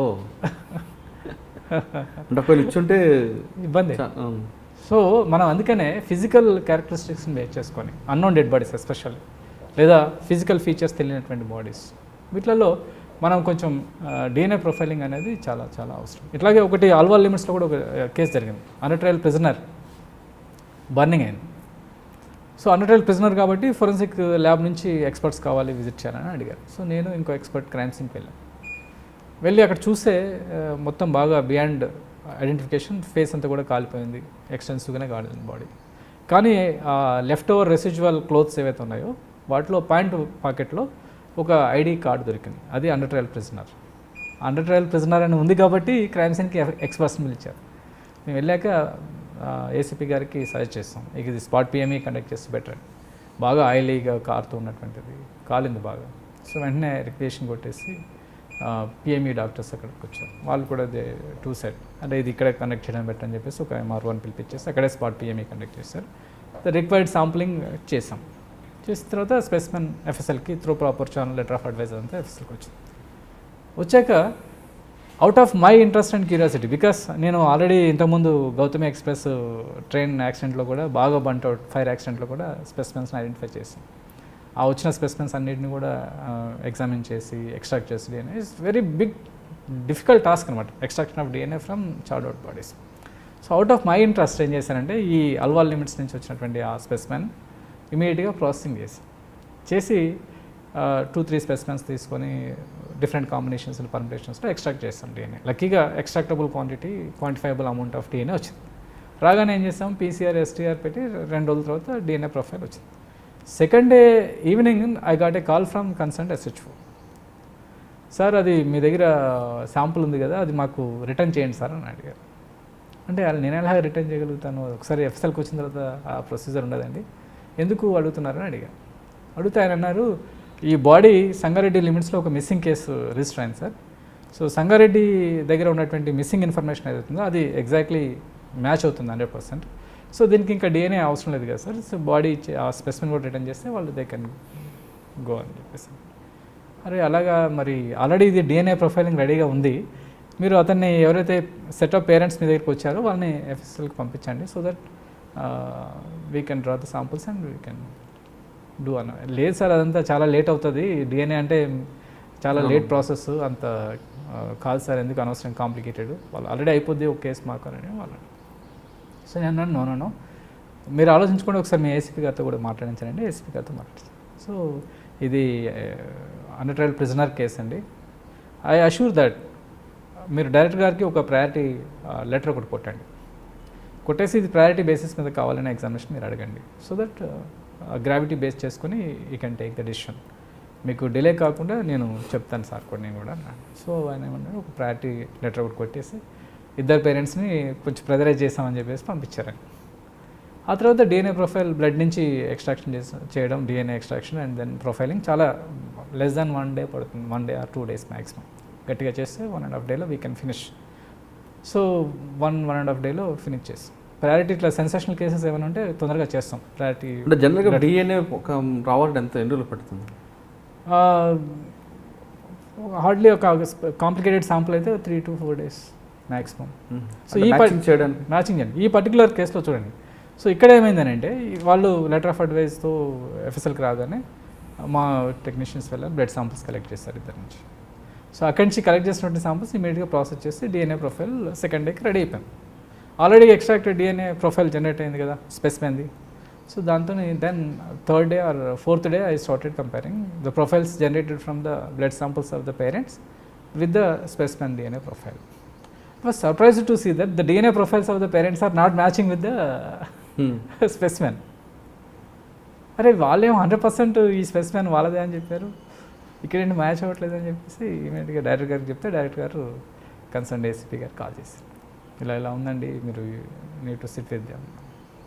లేదు సార్ అలా కాదు, మీరు ఒకసారి డిఎన్ఏ ప్రొఫైలే చెక్ చేసుకోండి అని అంటే ఆయన అన్నారు, ఒకసారి డిఎన్ఏ ప్రొఫైల్ జనరేట్ అయిన తర్వాత if you perform it in anywhere in the world the same report will be generated. So అట్లాంటిది ఏమి ఉండదండి, మీరే SIT with them and find out the fact అని చెప్పి. ఆ తర్వాత ఒక 1 hour 2 hours తర్వాత మళ్ళీ ఏసీపీ గారు డైరెక్టర్ గారు కాల్ చేశారు, యువర్ రైట్ సార్, చనిపోయినటువంటి అతను రియల్గా చనిపోలేదు, బతికే ఉన్నాడు. అన్‌ట్రయల్ ప్రిజనర్ అని మనం ఎవరైతే అనుకున్నామో అతను కాదు, యాక్చువల్గా వేరే వాడిని చంపేసి వీడు అన్‌ట్రయల్ ప్రిజనర్ అని ఫేషియల్ మార్క్స్ గుర్తుపట్టకుండా కాల్ చేసి, సో ఈ డేటా ఇన్ఫర్మేషన్ అంతా కూడా వీడికి తెలుసు కాబట్టి వీడి పేరెంట్స్ని తీసుకెళ్ళి సంగారెడ్డి లిమిట్స్లో మిస్సింగ్ కేసు రిజిస్టర్ చేశాడు. So that is the reason the missing details at Sangareddy are exactly matching with the information available at dead body, burn body. అంటే డిఎన్ఏ అనేది చాలా క్రూషియల్. సో సార్ ఇప్పుడు మీరు చేస్తున్న డిఎన్ఏ కేసులో బాగా ఇంపార్టెంట్ సెన్సేషనల్ కేసు అంటే డిఎన్ఏ రిపోర్ట్ ద్వారా ఆ కేసు బ్రేక్ త్రూ వచ్చింది, ఆ కేసులో నిందితుడికి శిక్ష పడింది అనేది ఏమి ఉన్నాయి? చాలా కేసులు ఉన్నాయండి, చాలా కేసులు ఉన్నాయి. Disputed parentage for example. So disputed parentage అంటే ఇద్దరు వైఫ్ అండ్ హస్బెండ్ ఫ్యామిలీలో పిల్లలు పుడతారు, ఆ తర్వాత ఎక్కడో మనస్పర్ధలు, డౌట్ అంటే భర్త మీద భార్యకి భర్త మీద అనుమానంతో శాంపిల్స్ ఇస్తూ ఉంటాయి. సో దాంట్లో ఏంటంటే ఆ పిల్లోడు నాకు పుట్టలేదేమో అనేటువంటి డౌట్, అది కోర్టులో కేసు రిజిస్టర్ అయిన తర్వాత కోర్టు డైరెక్షన్స్ పైన, కోర్టు అడ్వైస్ పైన మేము మా దగ్గరికి రిఫర్ చేస్తూ ఉంటాం. వచ్చినప్పుడు వాళ్ళ దగ్గర నుంచి శాంపుల్స్ డ్రా చేసేసి, బ్లడ్ శాంపుల్సే కాబట్టి క్విక్గా చేసేసి చైల్డ్ నిజంగా డిస్ప్యూటెడ్ పేరెంటేజ్ ఉందా లేదా, ఫాదర్ నిజంగా ట్రూ బయాలజికల్ ఫాదరా కాదనేది చెప్తూ ఉంటారు. Many hundreds of cases, sensational కేసులు ఏమైనా. సో చాలా ఇట్లాంటి డిస్ప్యూటెడ్ పేరెంటేజెస్లో మాకు తారసపడినటువంటి ఒక కేసు ఏంటంటే, అంటే మాకు రొటీన్ కేసే అది యాక్చువల్గా, అన్ని మిగతా డిస్ప్యూటెడ్ పేరెంటేజెస్ అట్లనో అలాగే ఇక్కడ కొంచెం ప్రొఫైల్ ఎక్కువగా ఉన్నటువంటి కేసు ఏంటంటే, ఒక ఐఏఎస్ ఆఫీసర్ ఆదిలాబాద్లో పనిచేసినటువంటి ఐఏఎస్ ఆఫీసర్, నేను చెప్పకూడదు తెలియదు. సో అతను ఒక సర్వెంట్ మేడ్ వాళ్ళ ఇంట్లో పనిచేస్తున్నాడు. సో దే కోఆబిటేటెడ్ అండ్ దెన్ ఆ తర్వాత ఒక ఇష్యూ ఇదైన తర్వాత కోర్టు నుంచి మాకు శాంపుల్స్ వచ్చాయి, ప్రాసెస్ చేసాం. అప్పటికి 2 పిల్లలు అతనికి. సో ఈ 2 పిల్లలు కూడా తనకే పుట్టారు అనేది అలిగేషన్. సో కోర్టు జనరల్గా ఏంటంటే ఫ్యాక్ట్ ఫైండింగ్ కోసం మనకి ఎఫ్ఎస్ఎల్ పంపిస్తుంది. So 3 were came to FSL. So మాకు ఐఏఎస్ ఆఫీసర్ అయినా మామూలు ఏదైనా మాకు శాంపుల్ ఆస్పెక్ట్లో, సబ్జెక్ట్ ఆస్పెక్ట్లోనే వి ట్రీట్ దాన్ని. వచ్చిన తర్వాత శాంపుల్స్ టెక్నీషియన్స్ కలెక్ట్ చేస్తారు, దెన్ చైన్ ఆఫ్ కస్టడీ జాగ్రత్తగా వాటికి కోడింగ్ అంతా కూడా ఉంటుంది. ఆ తర్వాత కోల్డ్ స్టోరేజ్ -70 degrees దాంట్లో శాంపుల్స్ ప్రిజర్వ్ కావబడతాయి కాబట్టి ఎన్ని ఇయర్స్ అయినా కానీ నథింగ్ విల్ హ్యాపెన్. ఆ తర్వాత శాంపుల్స్ ప్రాసెస్ చేసి మీకు ఇంతకుముందు చెప్పినట్టుగా ఎక్స్ట్రాక్షన్, ఆ తర్వాత పీసీఆర్ క్వాంటిఫికేషన్ చేస్తామన్నమాట. ఎక్స్ట్రాక్షన్ చేసిన తర్వాత ఎంత క్వాంటిటీ ఆఫ్ డిఎన్ఏ మనకి వచ్చింది, ఆ క్వాంటిటీ ఆఫ్ డిఎన్ఏ సాటిస్ఫై అయిపోతే then we go for quality check. ఏ విధంగా ఉంది దాని quality, DNA quantity and quality is good, then we go for polymerize chain reaction. Polymerize chain రియాక్షన్లో ఇక్కడే ఏం చేస్తామనంటే 20 మార్కర్స్ ఏవైతే ఉన్నాయో మన దగ్గర ఉన్నటువంటివి. సో ఇక్కడ ఇంతకుముందు ఎర్లియర్ ఏంటంటే ఓన్లీ 9 మార్కర్సే వాడేవాళ్ళం, ఆ తర్వాత 15 మార్కర్స్కి చేంజ్ అయింది, 14+1. ఆ తర్వాత ఇప్పుడు ప్రజెంట్ కరెంట్ సిచ్యువేషన్లో 21, 22 మార్కర్స్ ఉన్నటువంటి పీసీఆర్ కిట్స్ వాడుతున్నారు. సో అప్పట్లో 15 మార్కర్స్ ఉన్నటువంటి కిట్ని మేము వాడేది. ఒకే ట్యూబ్లో ఈ శాంపుల్స్ని తీసుకొని వాటిని యాంప్లిఫై చేసిన తర్వాత దాన్ని జెనెటిక్ అనలైజర్ అని ఉంటుంది. సో జెనెటిక్ అనలైజర్కి ఫిట్ చేస్తాం. జెనెటిక్ అనలైజర్లో ఉన్నటువంటి స్మాల్ క్యాపిలరీ ద్వారా ఎలక్ట్రోఫోరసిస్ జరిగి దాంట్లో ఉండేటువంటి శాంపుల్స్ అన్నీ కూడా సపరేట్ అవ్వడం జరుగుతుంది. So based on the size, మళ్ళీ అగైన్ ఆ పాలిమార్ఫిక్ రీజన్స్ ఉన్నటువంటి ఏవైతే ఉన్నాయో, ఎర్లియర్ మనమేమో పాలిమార్ఫిక్ రీజన్స్ అనేవాళ్ళం, ఇప్పుడు వాడుతున్నటువంటి అంతా కూడా 5th generation DNA finger printing. ఈ 5th జనరేషన్ డిఎన్ఏ ఫింగర్ ప్రింటింగ్లో ఏంటంటే ప్రైమర్స్ అన్నీ కూడా ఫ్లోరసెంట్ ట్యాగ్డ్ అనమాట. సో ఫ్లోరసెంట్ ట్యాగ్ అయినటువంటి ప్రైమర్స్ ఉపయోగించి ఆ పర్టికులర్ రిపీట్స్ ఉన్నటువంటి ఏవైతే ఉన్నాయో, షార్ట్ ట్యాండమ్ రిపీట్స్ అంటాం, STRs, వాటిని యాంప్లిఫై చేస్తాం. సో యాంప్లిఫై చేసినటువంటి వాటిని రీడ్ చేస్తాం. ఓకే, సో ఈ రీడ్ చేసేటువంటి దాంట్లో మనకి వరల్డ్ మొత్తం మీద ఒక పర్టికులర్ ఎస్టీఆర్ తీసుకున్నట్లయితే సపోజ్ D18S51 అనుకుందాం. D18S51 అనేది ఒక లోకస్ లేదా ఒక మార్కర్ అనుకున్నట్లయితే D18 అనేది D ఫర్ క్రోమోజోమ్, 18 అనేది 18th క్రోమోజోమ్. 18th క్రోమోజోమ్ పైన ఉన్నటువంటి ఒక సీక్వెన్స్ D18S21 అనేది 21 నుంచి స్టార్ట్స్ అనమాట సీక్వెన్స్. ఆ 21 నుంచి స్టార్ట్ అయినటువంటి సీక్వెన్స్ ఒక 240 బేస్ పేర్స్ వరకు యాంప్లిఫై అవుతుంది. ఆ 240 బేస్ పేర్స్ లెంత్ ఉన్నటువంటి ఆ రీజన్ ఏదైతే ఉందో దాంట్లో ఈ రిపీట్ రీజన్స్ ఉంటాయి. ఈ రిపీట్ రీజన్స్ మనకి ఎన్ని ఉన్నాయి కౌంట్ అనేది మనకు తెలిసిపోతుంది. ఓకే, ఈ తెలిసిపోయినటువంటి అంటే ఈ సాంపుల్స్ ఏం చేస్తామనంటే D18S51 అనేటువంటి ఒక లోకస్ మదర్ది, D18S51 అనేటువంటి లోకస్ ఫాదర్ది, D18S51 అనేటువంటి లోకస్ చైల్డ్ది. సో ఈ మూడింటికి చూస్తాం అన్నమాట. సో D18S51 చైల్డ్లో ఉన్నటువంటి 2 అలీల్స్ ఏవైతే ఉన్నాయో ఇవి ఒకటి మదర్ నుంచి వస్తుంది, ఇంకోటి ఫాదర్ నుంచి వస్తుంది. ఓకే, ఈ 2 మనకి అక్కడ కనబడాలి. సో ఈ 2 ఉన్నాయా లేదా, ఇట్లాంటి లోకస్లు మేము 15 చూస్తామన్నమాట.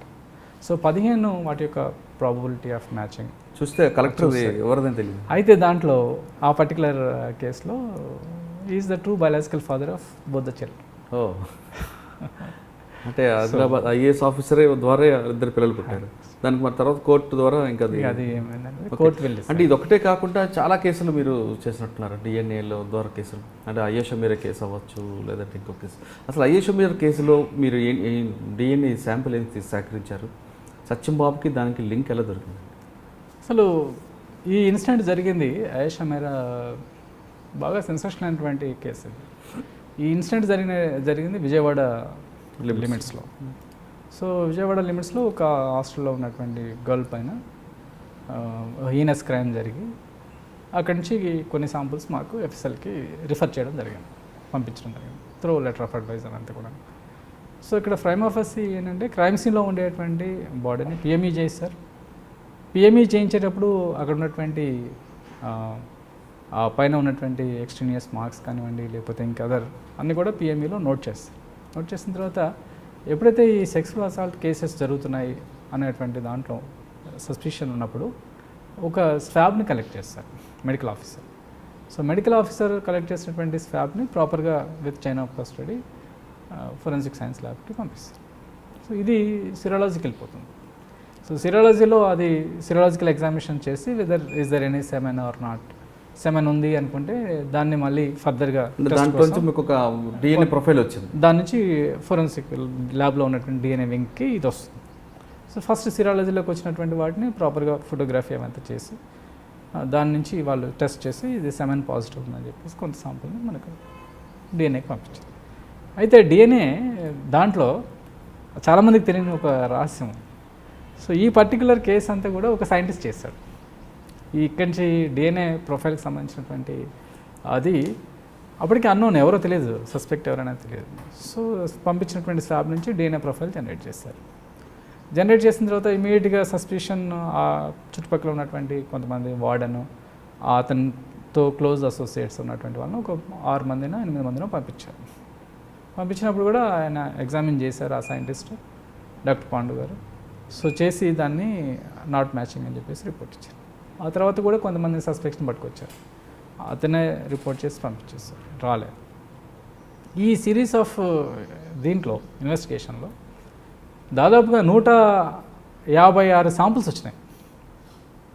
అసలు everybody should appreciate us because 156 మంది శాంపుల్స్లో చాలామంది ఎగ్జానరేటెడ్ కదా through DNA finger printing, including Sardar Laddu. Okay, Gurvinder Singh alias Laddu, అతని శాంపుల్స్ కూడా. కోనేరు సతీష్ డిఎన్ఏ కూడా తీసుకున్నాడు, అతనిది కూడా వచ్చింది. ఎక్స్ మినిస్టర్ మన కోనేరు రంగారావు గారి యొక్క మనవడు. దాన్ని మ్యాచ్ అవ్వలేదు. సో అతనిది మ్యాచ్ అవ్వలేదు. అతను కూడా ఎగ్జామినేషన్ చేశారు, చేసిన తర్వాత రిపోర్ట్ ఇస్తే మ్యాచ్. ఆ తర్వాత in the series of this thing మాకు అనుకోకుండా గుర్విందర్ సింగ్ అలియాస్ లడ్డూది కోర్టు నుంచి రిఫర్ చేశారు. అతనే పక్కా 100% అతనే అని చెప్పేసి స్ట్రాంగ్గా ఇన్వెస్టిగేటర్స్ అంతా కూడా బిలీవ్ చేశారు. అప్పటికి ఈయన ఫస్ట్ చేసిన అతను ఆల్రెడీ హర్యానా డిప్యూటేషన్ పైన వెళ్ళిపోయారు, పాండు గారు. ఆ తర్వాత ఇంకా మీకు అది ఇచ్చారా? నేను చేయాలి కాబట్టి నాకు అలాట్ చేసి చూస్తే గురువిందర్ సింగ్ కంటే ముందు నుంచి కొన్ని సాంపుల్స్ చేయడం మొదలుపెట్టాం. చాలామందిని సస్పెక్ట్ పర్సన్స్ పట్టుకొస్తున్నారు, తీసుకొస్తున్నారు, నాట్ మ్యాచ్ అని చెప్తున్నారు. వాళ్ళకు కూడా ఫెడ్ ఆఫ్ అయిపోయారు అసలు. సో ఫైనల్గా ఏంటంటే గురువిందర్ సింగ్కి ఇట్లాంటి బ్యాక్గ్రౌండ్ ఉంది కాబట్టి ఇతను ఇట్లాంటి చేస్తాడని అతన్ని అప్రహెండ్ చేసి అతన్ని కోర్టుకి ప్రొడ్యూస్ చేసి రిమాండ్ చేసి అతని నుంచి మళ్ళీ ఎఫ్ఎస్ఎల్ పంపిస్తే ఎఫ్ఎస్ఎల్ నుంచి సాంపుల్స్ తీసుకొని ప్రాసెస్ చేసిన తర్వాత చూస్తే DNA profile of Gurvinder Singh is not matching with the DNA profile generated from the swabs of the deceased. So మేము అదే రిపోర్ట్ రాసి డైరెక్టర్ ద్వారా కోర్టుకి సబ్మిట్ చేసాం. సో అప్పుడు సిఐడి ఇన్వెస్టిగేట్ చేస్తున్నారు కేసు. సో వాళ్ళకి చాలా అంటే ఇంకా అన్రెస్ట్ బిల్డప్ అయింది వాళ్ళకి.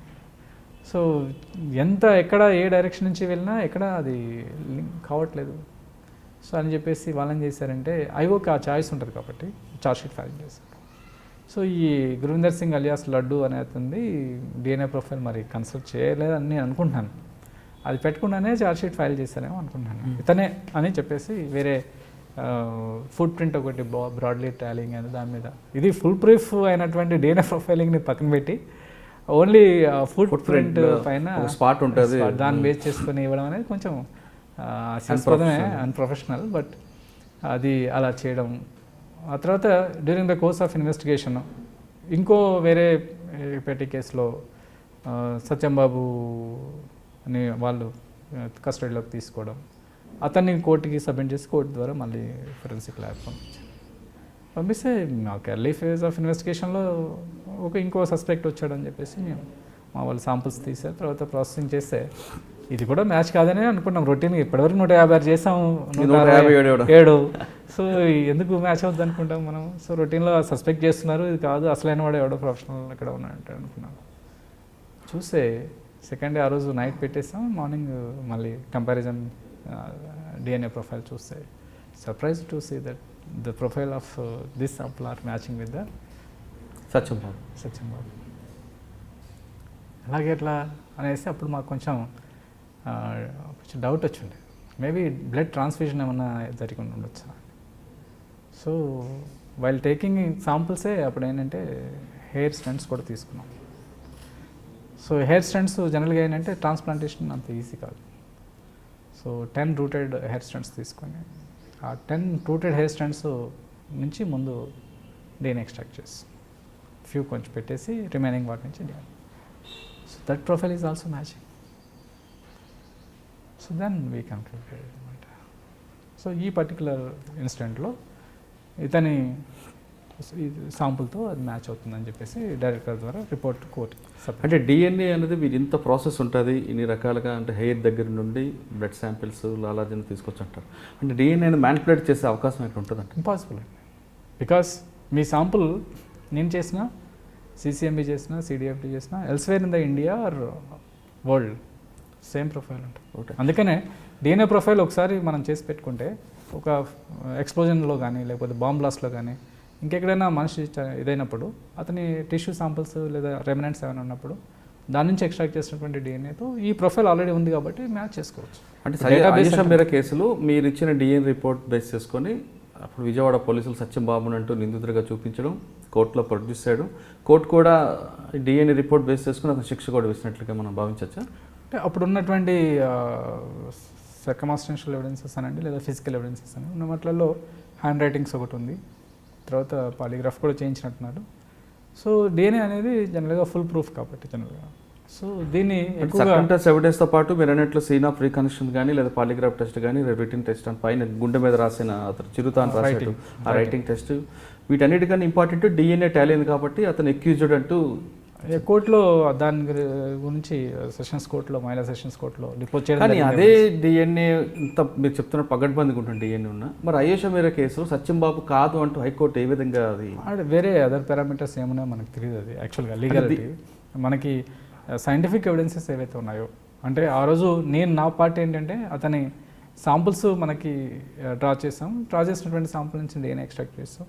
The same profile which is compared with the Sardarji alias Laddu, Gurvinder Singh alias Laddu, ఆ డిఎన్ఏ ప్రొఫైల్ కోర్టుకి ఏదైతే సబ్మిట్ చేశామో దాంట్లో ఉన్నటువంటి ఆ డిసీజ్ యొక్క ప్రొఫైల్తోనే ఇది ఇతని యొక్క శాంపుల్ కూడా ప్రొఫైల్ని మ్యాచ్ చేస్తాం. అంటే మీరు అయ్యేషమేర్ కేసులో మీరు ఇచ్చిన రిపోర్టు అసలు కరెక్ట్ కాదు, దానికి కారణం డాక్టర్ వెంకన్న అప్పటికే డబ్బులు తీసుకొని డిఎన్ఏ తారుమారు చేయడంలో expert, already ACB case charge sheet వేసింది, అతని మీద 12,000 రూపాయలు లంచం తీసుకుంటూ దొరికిపోయాడు అనేది ఒక అంటే మీరు కూడా అప్పుడులో బంజారాహిల్స్లో ఒక ఫారెన్ లేడీ మీద రేప్ జరిగితే అందులో హౌస్ వార్నెన్ తప్పించడానికి మీరు 12,000 రూపాయలు లంచం తీసుకుంటే ఏసీబీ దొరికారు. అంటే మీరు ఇంత ఎక్స్పర్ట్ అయి ఉండి ఒక 12,000 రూపాయలు లంచం తీసుకోవడం ఏంటి, తీసుకొని మీరు ఆ కేసులో ఫిక్సప్ అవ్వడం, దాంతోపాటు ఆ రికార్డు అయ్యేషమేర్ కేసులో వీగిపోవడానికి అదొక కారణంగా మారిందని కూడా కొంతమంది అంటుంటారు. ఇది ఎంతవరకు వాస్తవం అంటారు? ఇది ఈ సెషన్స్ కోర్టులో జరిగినటువంటి ఇన్సిడెంట్ జరిగిన తర్వాత నాకు అనుకోకుండా ఈ ఎఫ్ఎస్ఎల్కి ఒక 2-3 వ్యక్తులు రెగ్యులర్గా రావడం, ఆ తర్వాత ఫాలో అవుతున్నట్టుగా అనిపించడం, ఇది నాకు కొంచెం అన్యూజువల్ థింగ్ లాగా అనిపించింది. సో అదే సమయంలో బంజారాహిల్స్ లిమిట్స్లో ఒక కేసు జరిగింది, ఫారిన్ లేడీ, అమెరికన్ లేడీ పైన అసాల్ట్ కేసు జరిగింది. సో ఈ అసాల్ట్ కేసులో ఉన్నటువంటి అసలు అసాల్ట్ కేసులో యాక్చువల్గా పర్సన్ ఎవరైతే ఉన్నారో అతన్ని ఇన్వెస్టిగేషన్లో పార్ట్గా ఓనర్ని కూడా సస్పెక్ట్ చేయడం జరిగింది. సో ఓనర్ని ఎఫ్ఎస్ఎల్కి పంపించినప్పుడు అక్కడి నుంచి అతని నుంచి శాంపుల్స్ కొన్ని కలెక్ట్ చేశారు. అతనితో పాటుగా అతని కజిన్ పంపించారు. తర్వాత ఒక జిమ్లో ఉన్నటువంటి జిమ్ ఓనర్ అనేటువంటి అతన్ని పంపించారు. సో ఈ 3 పర్సన్స్ నుంచి డిఎన్ఏ శాంపుల్స్ చేసి డిఎన్ఏ ప్రొఫైల్, అది అమెరికన్ లేడీ కాబట్టి కొంచెం ప్రయారిటీ బేసిస్ మీద చేయమని చెప్పారు. ప్రయారిటీ బేసిస్ మీద చేసాం. రిపోర్ట్ కూడా డైరెక్టర్ గారికి చెప్పేసాం ఏముందనేది. డైరెక్టర్ గారు కన్సర్న్డ్ డీసీపీ గారికి చెప్పేసారు. అంటే ఇంకా అక్కడ ఏమొచ్చిందండి అక్కడ? ఈజ్ నాట్ అంటే అతనికి సంబంధం లేదు, అతనితో ముగ్గురు కూడా ఎవరికి మ్యాచ్ కావట్లేదు. ఓకే, ఇంకా అసలు అది మ్యాచ్ కానప్పుడు వేర్ ద డిమాండ్ అరైజెస్, మరి మీరు ఆలోచించాలి. మరి మీరు ఎందుకు వెళ్ళి 12,000 రూపాయలు తీసుకుంటే ఏసీబీకి చిక్కిపోయారు? అంటే అది అదర్ పారామీటర్స్. యాక్చువల్గా అయితే అక్కడికి మనం అక్కడ వెళ్ళి ఆ సైఫాబాద్ దగ్గర నేను వెళ్తూ ఉన్నాను, నన్ను ఒకతను ఆపాడు. అతను ఎవరు అని అంటే ఇతను హౌస్ ఓనర్ యొక్క ఫ్రెండ్. హౌస్ ఓనర్ యొక్క ఫ్రెండ్ అక్కడ ఆపాడు కాబట్టి అతను నాకు ఆల్రెడీ మా కొలీగ్ పరిచయం ఉంది కాబట్టి మాట్లాడినాను. లోపు అతను సడన్గా తీసుకొచ్చి చేతిలో పెట్టేస్తాడు అది. సో అది ఎందుకు ఏంటి అనేది నాకు అసలు ఏం తెలియదు. అసలు ఆ షాక్, అసలు వద్దు అని ఎంత ఇచ్చేసినా కానీ అతని అలిగేషన్ ఏంటి అంటే దాంట్లో కంప్లైంట్లో ఒక కాపీ ఆఫ్ ద రిపోర్ట్ ఇవ్వడానికి నేను అడిగాను అనేది వాళ్ళు అలిగేషన్. అంటే అయ్యేషమేర్ కేసులో మిమ్మల్ని తప్పుదో పట్టించడానికి మిమ్మల్ని ఏసీబీ కేసులో ఫిక్సప్ చేశారంటే విజయవాడ కేసు, ఇదే హైదరాబాద్ కేసు. ఇందులో విక్టిమ్ వేరు, ఇందులో కంప్లైంట్ వేరు. ఈ రెండింటికి మధ్యలో మీరు జస్ట్ ఒక కెమిస్ట్రీగా ఒక డిఎన్ఏ ఎక్స్పర్ట్గా ఉన్నారు. ఇందులో డ్యామేజ్ చేయడానికి వాళ్ళకి వీళ్ళకి ఎక్కడ అసలు లింకే దొరకట్లేదు. అంటే అక్కడ ఆ సామాజిక వర్గానికి సంబంధించినటువంటి వ్యక్తే ఇక్కడ ఓనర్గా ఉన్నాడు. మీరు అది గుర్తించట్లేదు అసలైన విషయాన్ని. ఆ తర్వాత అంటే ఆ సామాజిక వర్గం అంటే అయ్యేషమేర్ సామాజిక వర్గం వ్యక్త లేదా సత్యంబాబు సామాజిక వర్గం? అయ్యేషమేర్ సామాజిక వర్గం ఒక వ్యక్తి ఇక్కడ ఉండుంటే హౌస్ ఓనర్, కానీ అయ్యేషమేర్కి మీరు ఫేవర్ చేస్తున్నారు కదా, మీకు అతను ఎందుకు ఇబ్బంది పడతాడు? ఎందుకు ఫేవర్ ఎందుకు అవుతుంది? వాళ్ళు ఒప్పుకోవట్లేదు కదా. ఇక్కడ వాళ్ళ ప్రయారిటీస్, వాళ్ళ ఇంటెన్షన్స్ డిఫరెంట్గా ఉన్నాయి. సో ఇక్కడ ఈ రిపోర్టు అగ్నెస్ట్గా ఉంది. సో డెఫినెట్గా ఇక్కడ అంటే ఈ సామాజిక వర్గానికి సపోర్ట్ చేయడానికి మిమ్మల్ని ఫిక్సప్ చేశారు ఉండొచ్చు. ఓకే సరే, ఆ రోజు మీకు తీసుకొచ్చారు, డబ్బులు పెట్టారు, అంటే మీరు ఇంత బిల్డప్ చేసుకున్న కెరీర్ ఒకేసారి ఏసీబీ కేసులు రావడం, ఒక బ్లాక్ స్పాట్ అవ్వడం, మీరు జైలుకి వెళ్ళడం, అంటే ఒకసారి జైలుకి వెళ్ళిన తర్వాత ఏమనిపించింది? చాలా రియలైజేషన్ ఉందండి. అంటే ఆ తర్వాత నాకు అనిపించింది ఏంటంటే అసలు ఏంటి ఇది, వాట్ ఎగ్జాక్ట్లీ ఏసీబీ అనే దాని మీద నేను కొంచెం డీప్ స్టడీ చేస్తే ఐ ఫైండ్ మెనీ థింగ్స్. మీరు వీటిలలో బాధితుల్ని మీరు చూస్తే చాలామందిని స్టాటిస్టికల్ డేటా ఇవన్నీ కూడా కొంత వర్కౌట్ చేసిన తర్వాత మంచి కెరియర్ ఉన్నటువంటి వాళ్ళు, చాలా హార్డ్ వర్క్ చేస్తున్నటువంటి వాళ్ళు ఇట్లాంటి కేసెస్లో, అంటే అక్కడ ఉన్నటువంటి రీజనల్ ఫీలింగ్ అయి ఉండొచ్చు, లేకపోతే మైనారిటీస్ కానివ్వండి, వెరైటీ ఆఫ్ సామాజిక వర్గాలకు సంబంధించినటువంటి వాళ్ళు ఉండొచ్చు, ఆఫీసర్స్ వీళ్ళని ఏదో విధంగా తొక్కాలి అనేటువంటి దాంతో అయిన ఉండొచ్చు. దాన్ని ఏసీబీ వాడుకుంటున్నట్టు. ఏసీబీ డెఫినెట్గా వాడుకుంటుంది. కానీ ఏసీబీ అనేది ఒక మంచి వ్యవస్థ అని మన అందరికీ తెలిసినటువంటిది. అందులో చెప్పుకున్నటువంటి వ్యక్తి ఒక మీడియా ముందుకు వచ్చి కానీ, లేకపోతే ఇంకెక్కడైనా ప్రెస్ ముందుకు వచ్చి కానీ, ఎలక్ట్రానిక్ మీడియా ముందు కానీ వచ్చి మాట్లాడినటువంటి పరిస్థితి. బికాస్ అతను మాట్లాడితే ఒక ఏమంటారంటే ఒక అవినీతిపరుడు మాట్లాడుతున్నాడు అనే యాంగిల్లోనే చూస్తామే తప్ప అతని యొక్క కెరియర్ ఎలా ఉంది. జనరల్గా మనం నడుస్తుంటేనే కదండి ఇబ్బందులు, కాళ్ళకి దెబ్బలు తగిలేవి. నడవని వాడికి ఎవరికి దెబ్బలు ఉండవు. ఓకే, సో మీరు ఇట్లాంటి స్టాటిస్టికల్ డేటా చూడండి. ఎక్సలెంట్ ఆఫీసర్స్ ఎంతమందిని అని చెప్పమంటారు? ఎంతమంది అంటే ఆ కేసులోంచి మీరు సస్పెండ్ అయ్యారు, తిరిగి మన పోస్టింగ్ ఎలాగొచ్చింది? దాదాపు 3 years అనండి, 2 years 7 months. అంటే అప్పుడు మీకు అసలు మైండ్ సెట్ ఎలాగుందండి? ఎందుకంటే మంచి కేసులు చేశాను, డిపార్ట్మెంట్లోకి వచ్చాను, కుటుంబం కూడా మీరు చెప్తున్నారు గవర్నమెంట్ జాబ్ అయితే సేఫ్గా ఉంటుంది అని వాళ్ళ ప్రెజర్తో మీరు వచ్చారు. ఒక మంచి, ఎందుకంటే చాలామంది ఆఫీసర్ల దగ్గర డాక్టర్ వెంకన్న అంటే ఒక మంచి పేరు ఉంది. ఇటువంటి ఇది పేర్లు బిల్డప్ చేసుకున్న డాక్టర్ వెంకన్న గారు ఒకేసారి ఏసీబీ కేసు, జైలు, సస్పెండ్, ఆ ఫ్యామిలీ మీద ఎంత ఇంపాక్ట్ పడుతుంది? చాలా చాలా అంటే ఒక స్టేజ్లో ఎందుకు సూసైడ్ చేసుకోవచ్చు అనే ఇంపాక్ట్ నాకే కాదు, చాలామంది ఇలాంటి ప్రాబ్లమ్స్ ఫేస్ చేస్తాం. అంటే యాక్చువల్గా ఏంటంటే నా మైండ్ సెట్కి ఏదైతే మనకి అసలు పరమ చిరాకు, ఏదైతే వద్దు అని అసలు జీవితంలో అటువైపు వెళ్ళకూడదు, నీట్గా నీతి నిజాయితీగా బతకాలి అని అనుకున్నటువంటి ఒక ఫ్యామిలీకి సడన్గా ఇలాంటి అనుకుని ఒక పెద్ద యాక్సిడెంట్ ఓ ఫ్యామిలీని మొత్తం కుప్పకూల్చేస్తుంది. మేము ఆ షాక్లోంచి బయటకు రావడానికి it has taken lot of time, trauma. So ఒక స్టేజ్లో secretariat 5th floor home secretary బిల్డింగ్కి వెళ్ళినప్పుడల్లా అనిపిస్తూ ఉంటుంది ఇక్కడి నుంచి ఒక నిమిషం ఒక డెసిషన్ తీసుకుంటే దూకేచ్చు, కానీ no, we need to survive. అసలు మనం ఇది చేస్తే ఫ్యాక్ట్ అనేది బయటకు రాదు. So let us struggle, let us face, చూద్దాం ఆపర్చునిటీస్ ఎన్నో ఉంటాయి అని చెప్పేసి మళ్ళీ మనకి మనం కొంచెం స్ట్రెంగ్తన్ చేసుకొని నాలాగా ఫేస్ అవుతున్నటువంటి చాలామంది ఆఫీసర్స్ని చూసినప్పుడు నాది చాలా చిన్న ఇష్యూ అనిపించింది. సో అక్కడ క్లియర్గా అదే రోజు సెకండ్ డేనే ఆ పేపర్లో రాశారు. సో ఇది కాదు, దీనికి వేరే యాంగిల్ ఉందని కూడా రాశారు. అయినా కానీ పట్టించుకునేవాళ్ళు లేదు. ఇప్పుడు ఆ కేసు నుంచి బయటకు వచ్చారు? లేదండి, స్టిల్ నడుస్తుంది. ఓకే, ఇంక తర్వాత పోస్టింగ్ వచ్చింది. తర్వాత ఇంకా అప్పుడు మళ్ళీ రీఇన్స్టేట్ అయిన తర్వాత తీసుకెళ్ళి సిసిఎస్లో వేశారు. So then I started again working. నేను ఎక్కడున్నా కానీ హార్డ్ వర్క్ చేయడం అనేది మై ఫ్యాషన్. అంటే ఆ కేసులో మీరు బయటపడాలని కోరుకుందాం. మీరు ఒక అంటే ఆ బ్లాక్ స్పాట్ అనేది వస్తుంది, ప్రతి మనిషికి వస్తుంటుంది, పోతుంటుంది. అంటే ఇక మీ సర్వీస్లో తీసుకుంటే ఇక్కడ నార్కో టెస్ట్లో మీరు expert, polygraphy test expert, ballistic. Narco టెస్ట్లో మీరు చేసిన కేసుల్లో ఎలాంటి కేసులు చేశారు? బ్రేక్ త్రూ కేసులు? యాక్చువల్గా ఏంటంటే నాకు అంటే బాగా ఎక్కువ ఎక్స్పోజర్ నార్కోటిక్స్ లేకపోయినప్పుడు కూడా నాకు కెమిస్ట్రీ నా బ్యాక్గ్రౌండ్ కాబట్టి so I can speak few words about narcotics. So under the perimeter of narcotics act, narcotics యాక్ట్లో ఏంటంటే అక్కడ ఏదైతే ఎన్డీపీఎస్ సబ్స్టెన్స్ ఉందో, narcotic drugs and psychotropic substances, దాంట్లో యాక్ట్లో క్లియర్గా రాసింది ఏంటి అంటే ప్రొడక్షన్ కానీ, వేర్ హౌసింగ్ కానీ, ట్రాన్స్పోర్ట్ కానీ, లేదా కన్జంప్షన్ కానీ. సో ఇవన్నీ కూడా కాంట్రావేన్, అంటే అది చేయడం అనేది కరెక్ట్, అది ఎన్డీపీఎస్ యాక్ట్ అట్రాక్ట్ చేస్తుంది అన్నమాట. సో ఈ ఎన్డీపీఎస్ సబ్స్టెన్సెస్ మనం ఈ మధ్యకాలంలో మీరు చూసినట్లయితే అసలు నైజీరియన్స్ కానీ, తర్వాత అదర్ డ్రగ్ పెడ్లర్స్ కానీ, ఇప్పుడు హైదరాబాద్ సిటీని డ్రగ్ ఫ్రీ స్టేట్గా చేయాలనేది ఒక కాన్సెప్ట్. సిపి మహేందర్ రెడ్డి గారు వచ్చిన తర్వాత హైదరాబాద్ సిటీని, నేను హైదరాబాద్ సిటీ సిసిఎస్లో పోస్టింగ్ తీసుకున్న తర్వాత ఆ 4 members ఉన్నటువంటి క్లూస్ టీమ్ని we have expanded to 17 division level clues teams. So excellent, అసలు ఆన్ ఫార్ విత్ అడ్వాన్స్డ్ కంట్రీస్లో ఏ విధమైనటువంటి మెకానిజం ఉంది, ఇన్వెస్టిగేషన్కి కొత్త టెక్నాలజీని ఎంబార్డ్ చేయడంలో సిపి మహేందర్ రెడ్డి గారికి ఉన్నటువంటి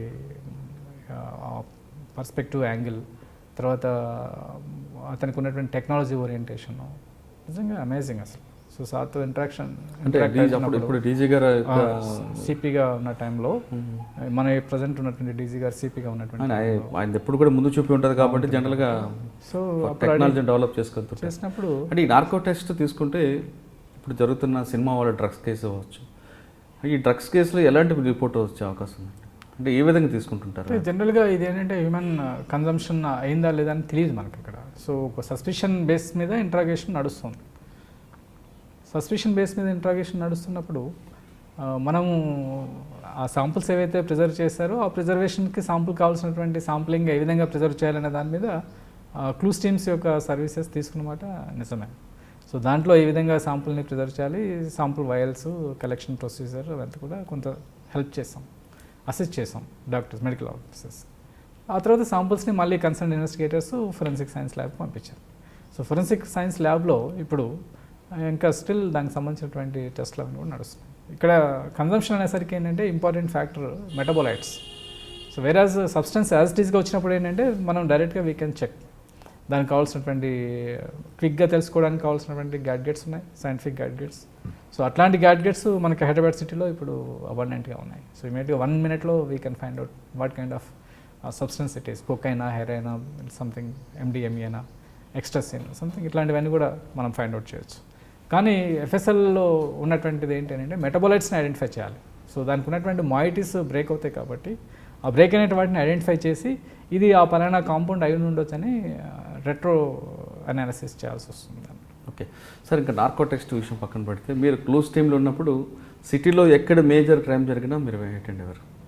బాలకృష్ణ ఇంట్లో కాల్పులు అవ్వచ్చు, కేకే కొడుకు ఇంట్లో కాల్పులు అవ్వచ్చు, రీసెంట్గా విక్రమ్ గౌడ్ కాల్పుల కేసు. అంటే మీరు ఇటువంటి ఫైర్ ఆర్మ్స్ యూజ్ చేసిన కేసుకు వెళ్ళినప్పుడు మీరు అక్కడ ఎలాంటి సీన్ మీరు శాంపిల్స్ సేకరిస్తారు? అంటే ఎగ్జాంపుల్ అక్కడ దొరికిన బుల్లెట్సా, లేదంటే చేతి మీద దొరికిన గన్ రెషిడ్ పౌడరా, లేదా వెపనా? కొన్ని ఘటనలో వెపన్ కూడా దొరకవు. అటువంటిప్పుడు మీరు కేసుని బిల్డప్ చేయడానికి ఏం చేస్తారు? జనరల్గా ఒక ఏదైనా క్రైమ్ సీన్కి మనం వెళ్ళినప్పుడు సూసైడ్స్ అని అంటూ ఉంటాం. సూసైడ్ అనగానే మనకి గుర్తొచ్చేది ఏంటంటే అతను అక్కడ పడిపోయి ఉంటాడు, వూండ్స్ ఉంటాయి, బ్లడ్ యూజ్ అవుతూ ఉంటుంది, చేతిలో వెపన్ ఉంటుంది. సో చేతిలో వెపన్ ఉంది కాబట్టి ఈ హాజ్ కమిటెడ్ ఏ సూసైడ్ అని మనం ఐఓ కానీ లేదా క్రైమ్ సీన్ ప్రాసెసర్ కానీ అర్థం చేసుకుంటే పొరపాటు పడినట్టే. సో దాంట్లో ఏంటంటే ముందు ఆ షూటర్ యొక్క హ్యాండ్స్ రెండింటికి కూడా గ్లౌస్ వేసి ప్రొటెక్ట్ చేయాలి.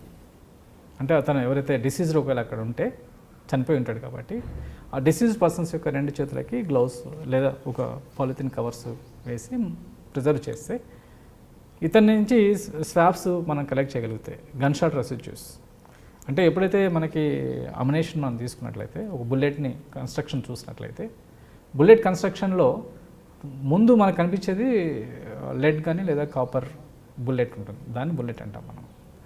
దాని వెనకాల ఉండేటువంటి ఆ జాకెట్, కాపర్ జాకెట్ లోపల గన్ పౌడర్ ఉంటుంది. దాని వెనకకి ఇంకా కొంచెం వస్తే there was A percussion cap ఉంటుంది, పీ క్యాప్ అని అంటాం. ఈ పర్కషన్ క్యాప్లో ఉండేటువంటిదే ప్రైమరీ ఐ ఎక్స్పోజర్. ఈ ప్రైమరీ ఐ ఎక్స్పోజర్స్ అనేవి very sensitive to friction, heat and pressure. So దానికి ఫ్రిక్షన్ ఏ విధంగా వస్తుంది అని అంటే ట్రిగ్గర్ ప్రెస్ చేసినప్పుడు ట్రిగ్గర్ నుంచి రిలీజ్ అయ్యేటువంటి హ్యామర్ వెళ్ళి ఆ పర్కషన్ క్యాప్, పీ క్యాప్ పైన హిట్ అవుతుంది. హిట్ అయినప్పుడు ఇది వెరీ సెన్సిటివ్ కదా అక్కడ ఉన్నటువంటి ప్రైమరీ ఎక్స్పోజర్ ఏదైతే ఉందో. సో ప్రైమరీ ఎక్స్పోజర్ అయినటువంటి లెడ్ అజైడ్ కానీ, స్టిఫ్నెట్ కానీ, మెర్కరిక్ పల్మినేట్ కానీ, సో ఇవి ఇమీడియట్గా బ్లోన్ అయ్యి దాని నుంచి జనరేట్ అయినటువంటి షాక్ వేవ్కి మిగతా ఏఎస్పి ప్రైమింగ్ మిక్చర్ అంతా కూడా ఇది అయిపోయి తర్వాత గన్ పౌడర్ ఇది అవుతుంది. ఎప్పుడైతే గన్ పౌడర్ ఇదవుతుందో, బ్లోన్ అవుతుందో, బ్లోన్ అయ్యేటప్పుడు వచ్చేటువంటి స్మోక్ ఎనార్మస్గా ఉంటుంది. ఆ స్మోకే బుల్లెట్ని డ్రైవ్ చేస్తుంది, ప్రొజెక్టైల్ని డ్రైవ్ చేస్తుంది. దేంట్లో డ్రైవ్ చేస్తుంది? Confined reason of the barrel. ఆ బ్యారెల్లో ఉండేటువంటి ల్యాండ్స్, గ్రూవ్స్ ఏవైతే ఉన్నాయో ఆ ల్యాండ్స్, గ్రూవ్స్ మధ్యలో టైట్ కన్ఫైన్మెంట్లో లాట్ ఆఫ్ ప్రెజర్తోని ప్రొజెక్టైల్ని పుష్ చేస్తుంది. ఆ పుష్ చేసే క్రమంలో ఎక్కడైతే వీకెస్ట్ ఓపెనింగ్స్ ఉంటాయో ఆ ఓపెనింగ్స్ నుంచి గన్ పౌడర్ సంబంధించినటువంటి జిఎస్ఆర్ ఏదైతే ఉందో, గన్ షాట్ రెసిడ్యూ ఏదైతే ఉందో, అంటే ఆ స్మోక్ ఏదైతే ఉందో అదంతా రిలీజ్ అవుతుంది. రిలీజ్ అయినటువంటి ఆ విసినిటీలో సపోజ్ మనం ఇక్కడ ఉన్నప్పుడు ఫైర్ చేస్తే ఇది నా పైన, నేను షూటర్ అనుకున్నప్పుడు నా చేతుల పైన, నా బట్టల పైన, నా ఫేస్ ఇక్కడ ఎక్కువగా డిపాజిషన్స్ ఉంటాయి. అట్లాగే ఈ విసినిటీలో ఉన్న వాళ్ళపైన కూడా డిపాజిషన్స్ ఉంటాయి. కానీ షూటర్కి ఎక్కువగా క్వాంటిటీలో డిపాజిషన్స్ ఉంటాయి. ఇది వన్ థింగ్. ఇప్పుడు ఈ ప్రొజెక్టైల్ బయటకు వెళ్ళేటప్పుడు రేంజ్ అంటే డిస్టెన్స్ ఎక్కువగా ఉందనుకోండి, రేంజ్ ఎక్కువగా డిస్టెన్స్లో ఉన్నప్పుడు అది దీంతో పాటు వెళ్ళేటువంటి జిఎస్ఆర్స్ ఏవైతే ఉన్నాయో అక్కడ వరకు రీచ్ అవ్వలేము. నెంబర్ 1 అంటే కొంచెం డిప్లీట్ అవుతాయి, ద డెన్సిటీ డిప్లీట్ అవుతుంది.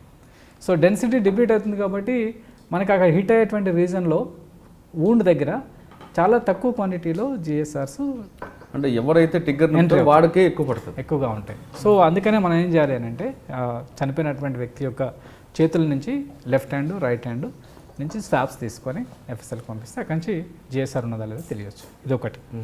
ది సెకండ్ క్రైమ్ సీన్ ఆస్పెక్ట్లో చూడాలి అని అంటే అప్పటికి ఒకవేళ ఇంజూర్డ్ అనుకోండి, ఇంజూర్డ్ అయినట్లయితే ఏమవుతుంది, మనకు ఉన్నటువంటి క్లోత్స్ ఉంటాయి. ఎందుకు ఇమీడియట్గా మెడికల్ ఎయిడ్ ఇస్తారు కాబట్టి. సో మెడికల్ ఎయిడ్లో మనకి క్లోత్స్ మనకు పంపించినట్లయితే క్లోత్స్ పైన ఈ జిఎస్ఆర్ డిపాజిషన్స్ ఉన్నాయా లేదా దాన్ని బట్టి ఐడెంటిఫై చేయొచ్చు. అంటే జిఎస్ఆర్ డిపాజిషన్ ఉంది క్లోత్ పైన, ఎంట్రీ దగ్గర ఉందంటే అతనే సూసైడ్ అటెంప్ట్ చేసుకుని మనం చెప్పచ్చు. అది దగ్గర క్లోజ్ రేంజ్ ఫైర్ అని చెప్పొచ్చు. ఓకే. ఇప్పుడు మీరు కొన్ని ఘటనలు చూసారు, బాలకృష్ణ ఇంట్లో కాల్పులు చూసారు.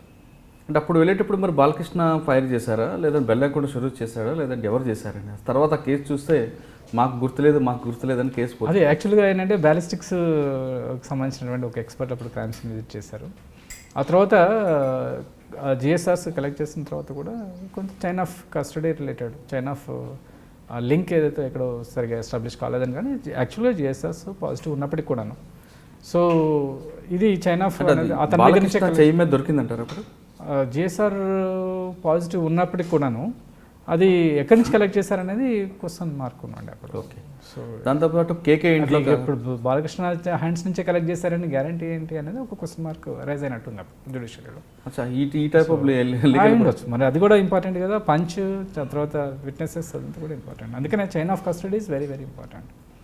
సో ఓన్లీ లింక్ ఎస్టాబ్లిష్ చేయడం అనేది చైన్ ఆఫ్ కస్టడీ మీద కూడా ఎక్కువగా ఆధారపడి ఉంటుంది. అంటే కేకే ఇంట్లో కాల్పులు జరుగుతుంది, ఎవరు చేశారు? అది కూడా ఇలాంటి ఫైరింగ్ రిలేటెడ్ ఇన్సిడెంట్, ఏదో అనుకుని అగ్రవేషన్ దాంట్లో ఎరప్ట్ అయినటువంటి ఆవేశంలో ఫైరింగ్స్ జరుగుతూ ఉంటాయి. ఇవన్నీ సెటిల్మెంట్స్ కానీ బిజినెస్ కానీ వాటిల్లో. సో యాజ్ ఏ ఫోరెన్సిక్ సైంటిస్ట్గా, యాజ్ ఏ క్రైమ్ సీన్ ప్రాసెసర్గా మాకు ఉన్నటువంటి ఇంట్రెస్ట్ ఏంటంటే అక్కడ నిజంగా ఏం జరిగింది, ఫ్యాక్ట్ ఏంటి. ముఖేష్ గౌడ్ కొడుకు విక్రమ్ గౌడ్ ఇంట్లో కూడా కాల్పించడం మీరు సీన్ వెళ్ళారా?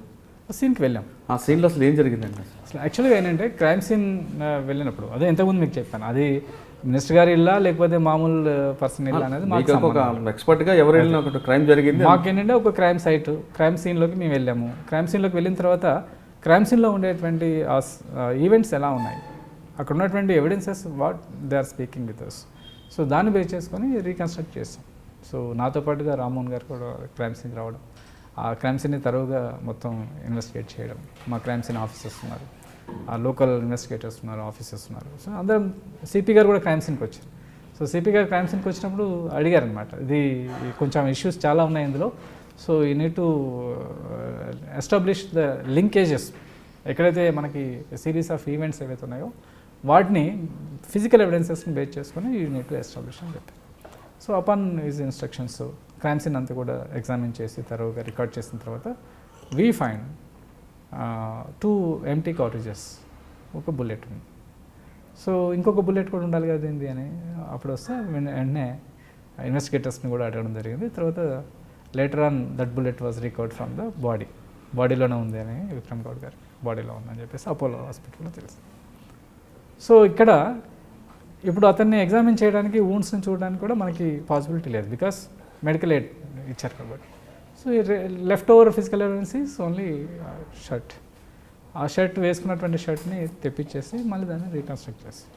సో ఎంట్రీ వూండ్ ఎక్కడ, హోల్ ఎక్కడ ఉంది, ఎగ్జిట్ హోల్ ఎక్కడ ఉంది, తర్వాత ఈ రైట్ హ్యాండ్ షర్ట్ లూప్ పైన ఎక్కడ ఉన్నాయి హోల్స్, లెఫ్ట్ హ్యాండ్ లూప్ పైన ఎక్కడ ఉన్నాయి, రెండింటి కూడా కాంటాక్ట్ ఫైర్ జరిగినట్టుగా ఉంది.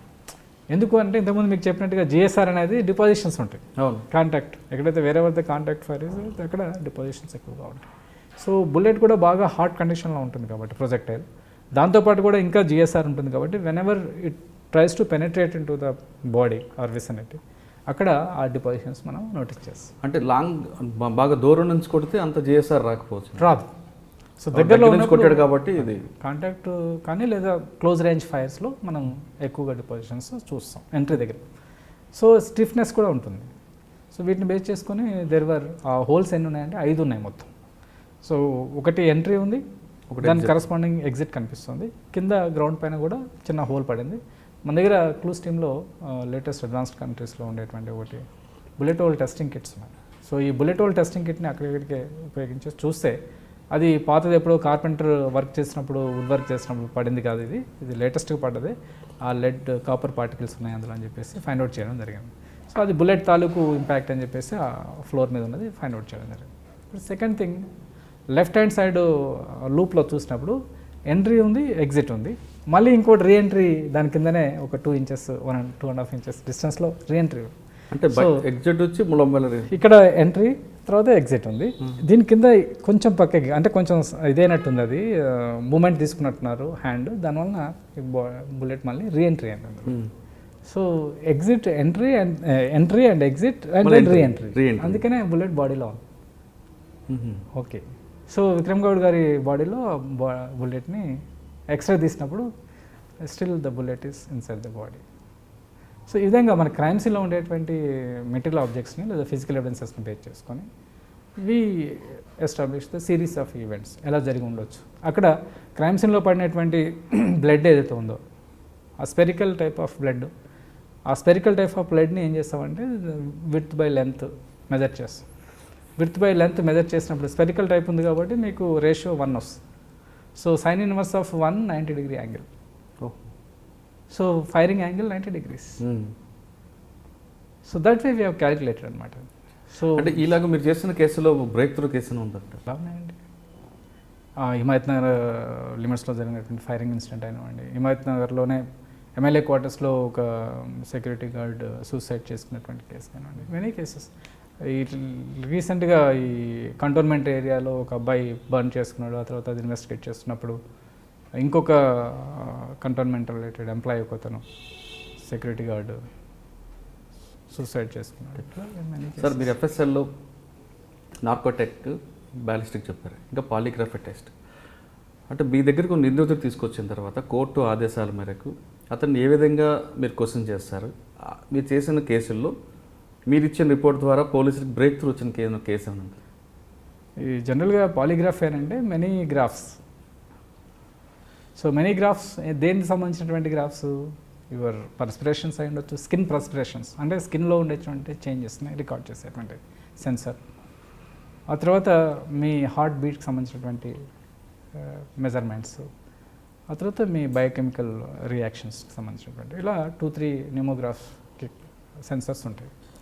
ఈ న్యూమోగ్రాఫిక్ సెన్సర్స్ ఎప్పుడైతే మనం పెడతామో ఈ న్యూమోగ్రాఫిక్ సెన్సర్స్ ఏం చేస్తాయంటే సెన్స్ చేస్తూ ఉంటాయి. సో పర్సన్ని సడన్గా ఇప్పుడు మీరున్నారు, మిమ్మల్ని తీసుకొచ్చి పాలిగ్రాఫ్ చేస్తే లాట్ ఆఫ్ పీక్స్ గ్రాఫ్స్ కనిపిస్తూ ఉంటాయి. So that is not the way. ఏం చేస్తామంటే మేము ఆ వచ్చినటువంటి వ్యక్తిని ముందు కూల్గా అతని బ్యాక్గ్రౌండ్ ఏంటి, మీరు ఏ విధంగా అయితే ఇప్పుడు నన్ను చేస్తున్నారో ఆ విధంగానే మేము కూడా అతని యొక్క కంప్లీట్గా అసలు ప్రొఫైల్ ఏంటనేది వర్కౌట్ చేస్తాం. ఆ ప్రొఫైల్లో సంబంధించినటువంటి కొన్ని స్టాండర్డ్ క్వశ్చన్ అయితే తయారు చేస్తాం. మీది పలానా ఊరు, దాంట్లో తప్పే ఉండదు కదా. మీ పేరు మురళీధర్ గారు, తప్పే ఉండదు కదా. సో ఇలా కొన్ని స్టాండర్డ్ క్వశ్చన్ తయారు చేసిన తర్వాత అతని యొక్క హెల్త్ అదంతా కూడా పర్ఫెక్ట్గా ఉంది, ఏం ప్రాబ్లం లేదు, ఎన్విరాన్మెంటల్ ఎఫెక్ట్స్ ఏం లేవు అనుకున్నప్పుడు then they conduct a test. ఆ టెస్ట్లో ఏం చేస్తారంటే ముందు స్టాండర్డ్ క్వశ్చన్స్ అడుగుతారు సబ్జెక్ట్ని. ఈ స్టాండర్డ్ క్వశ్చన్స్లో అతని యొక్క గ్రాఫ్స్ చూస్తారు, రెస్పాన్స్. ఈ స్టాండర్డ్ క్వశ్చన్స్ అడిగినప్పుడు కొన్ని ఆ క్రైమ్కి సంబంధం ఉన్నటువంటివి, కొన్ని రొటీన్ లైఫ్లో ఉన్నటువంటి మిక్స్ చేసి మళ్ళీ ఇంకొక క్వశ్చన్ ఏరియాస్ అంటే దాని కేసుకి సంబంధించిన కూడా అందులో ఇన్వాల్వ్ అయి ఉంటాయి. సో ఎక్కడ whenever the subject is trying to lie, whenever the subject is trying to hide some information, ఆ పర్టికులర్ ఇన్సిడెంట్లో అతనికి తెలియకుండానే ఒక బయోకెమికల్ రియాక్షన్ వలన అతనిలో ఒక పీక్, ఆ గ్రాఫ్ ఒక పీక్ హైట్ పెరుగుతుంది. సో అక్కడ పర్సన్ లయింగ్ అన్నట్టు. సో దాన్ని ఆ సబ్జెక్ట్కి కాన్ఫిడెన్స్ క్రియేట్ చేయడానికి మేము ముందు ఈ స్టాండర్డ్ క్వశ్చన్స్ అన్నీ కూడా వేయకముందే ఏం చేస్తామంటే ఒక కార్డ్ టెస్ట్ అని పెడతాం. కార్డ్ టెస్ట్లో ఏం చేస్తామంటే సబ్జెక్ట్కే 10 కార్డ్స్ ఇస్తాం. కార్డ్స్ ఇచ్చి రిపీట్ చేయమని చెప్తాం. ఒక నెంబర్ని 1 to 9 వరకు రాసి ఒక నెంబర్ని రిపీట్ చేయమని చెప్తాం. సో టోటల్ 10 అవుతుంది. ఈ రిపీట్ చేసినటువంటి కార్డ్ని ఒకటి మార్క్ ఇవ్వమని చెప్తాం. టోటల్ 10 కార్డ్స్ అదైతే ఉన్నాయో మొత్తం తీసి దగ్గర పెట్టుకొని ఇప్పుడు లై డిటెక్టర్ టెస్ట్ దగ్గర కూర్చోపెడతాం. కూర్చోపెట్టిన తర్వాత ఇప్పుడు మిమ్మల్ని అడుగుతాను నేను, మీ దగ్గర ఉన్నటువంటి మీరు రిపీట్ చేసినటువంటి నెంబర్ 1. నాకు తెలియదు కదా ఏ నెంబర్ రిపీట్ చేశారు. సో మీరు రిపీట్ 1 చేయలేదు, ఏదో ఒక నెంబర్ చేశారు. 1 అన్నప్పుడు మీ గ్రాఫ్ చూస్తాం.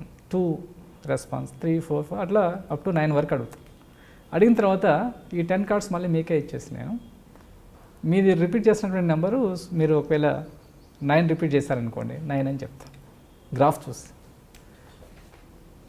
సో అప్పుడు సబ్జెక్ట్కి ఏంటంటే కాన్ఫిడెన్స్ వస్తుంది ఇన్స్ట్రుమెంట్ పైన, పాలిగ్రాఫ్ పైన. సో నేను ఏమాత్రం లై చేసినా కానీ ఈ ఎక్విప్మెంట్ నన్ను పట్టుకుంటుంది. ఓకే, చిన్న సింపుల్ అది టెస్ట్. ఇంత చిన్న మైన్యూట్ డీటెయిల్నే ఇది పట్టుకోగలిగినప్పుడు ఆ క్రైమ్కి రిలేటెడ్ ఇన్ఫర్మేషన్ ఏదైనా నేను హైడ్ చేస్తే డెఫినెట్గా ఇది. So 70 to 80% of the cases ఇక్కడే సాల్వ్ అయిపోతాయి ఫస్ట్ కార్డ్ టెస్ట్. బాగా hard core white colour offenders ఎవరైనా ఉన్నప్పుడు. So we need to do lot of అంటే ఎక్సర్సైజ్. ఈ విధంగా మీరు ఒక మంచి కేసులను పట్టుకోగలరు. ఒక కేసు మన ఏఆర్ హెడ్ క్వార్టర్స్లో ఒక ఇన్సిడెంట్ జరిగింది. ఏఆర్ హెడ్ క్వార్టర్స్లో ఏం చేశారంటే మళ్ళీ అగైన్ పాత కేసు ఇది కూడాను. సో సాలరీస్ కోసం తెచ్చినటువంటి 1,25,000 రూపీస్ ఎంటీఓ బీరోలో పెట్టుకున్నాను. సో బీరోలో పెట్టుకున్నటువంటి 1,25,000 నుంచి కొంచెం ఏదో పని ఉందని బయటకు వెళ్ళొచ్చు లోపు 25,000 ఎవడో తీసేసాడు అందులోంచి. ఆయన లబోదివం అనుకుంటూ మరి ఇన్ఫర్మేషన్ సీనియర్ ఆఫీసర్స్కి వాళ్ళని ఎస్పీ గారికి చెప్తే ఎస్పీ గారు మార్నింగ్ అనమాట అది.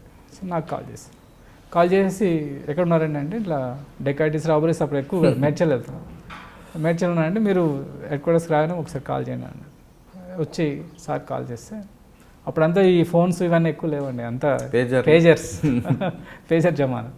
సో ఆ పేజర్లో ఇన్ఫర్మేషన్ చూసుకొని సార్ కాల్ చేసి ఆగి మళ్ళీ మీరు వచ్చిన తర్వాత కాల్ చేయండి అంటే వెళ్ళి కాల్ చేసి మీరు ఇమీడియట్గా హెడ్ క్వార్టర్స్కి వెళ్ళండి అన్నారు. హెడ్ క్వార్టర్స్కి వెళ్ళిన తర్వాత ఏంటి అంటే విషయం అక్కడి నుంచి కాల్ చేశాను. అది సీన్ ఒకసారి అంతా చూసి మనం ఏమైనా చేయగలుగుతామా పట్టుకోగలుగుతామా చూడండి. సో క్రైమ్ సీన్లో మొత్తం చూస్తే ఇది మేము అప్పుడు పోగానే క్రైమ్ సీన్లోకి వెళ్ళగానే అన్నీ చూస్తే ఇది ఇన్సైడర్ చేసినట్టుగా మాకు క్లారిటీ వచ్చేస్తుంది. సో బయట వాళ్ళని పట్టుకోవడం ఇంకా ఈజీ, కానీ ఇన్సైడ్ వాళ్ళని పట్టుకోవడం ఇంకా చాలా టఫ్. ఇంటి దగ్గర పట్టుకోలేడు అంటారు. సో కాబట్టి సో ఇమీడియట్గా ఆ రోజు షిఫ్ట్లో ఉన్న వాళ్ళందరూ ఎవరు ఉన్నారో వాళ్ళందరినీ పిలిపించేసి ఎంటీఓ గారికి, ఎంటీఓ అనుకున్నారు ఇది అయ్యే పని కాదు, దొరికే పని కాదు, అనవసరంగా టైం వేస్ట్ ఉంది, కొంచెం అనీజీగా ఫీల్ అవుతున్నారు అనుకున్నటువంటి భయం. సో అందరినీ కూర్చోపెట్టేసి ఈ లై డిటెక్టర్ పాలిగ్రాఫ్ గురించి ఎక్స్ప్లెయిన్ చేసేవాళ్ళు. సో ఫోరెన్సిక్ సైన్స్ ల్యాబ్లో ఒక పాలిగ్రాఫ్ అనేటువంటి ఒక ఎక్విప్మెంట్ ఉంటుంది. దీన్నే లై డిటెక్టర్ అంటే మనం ఏదైనా తప్పు చేసినప్పుడు అబద్ధం అన్నప్పుడు ఇది పట్టుకుంటుంది. సో ఈ పాలిగ్రాఫ్ సంబంధించినటువంటి దాన్ని ఎక్స్ప్లెయిన్ చేసిన తర్వాత మీరు రేపు ఈవినింగ్ అటువైపు ఒక విండో ఓపెన్ చేసి పెట్టి ఉంటుంది. అటు గార్డింగ్ ఎవరు, మీలో ఈ 9 మెంబర్స్ ఎవరైతున్నారో మీలో ఎవరు చేశారనేది మాకు తెలుసు. అనవసరంగా మేము పట్టుకొని మళ్ళీ మిమ్మల్ని ఇబ్బంది పెట్టడం ఎందుకు.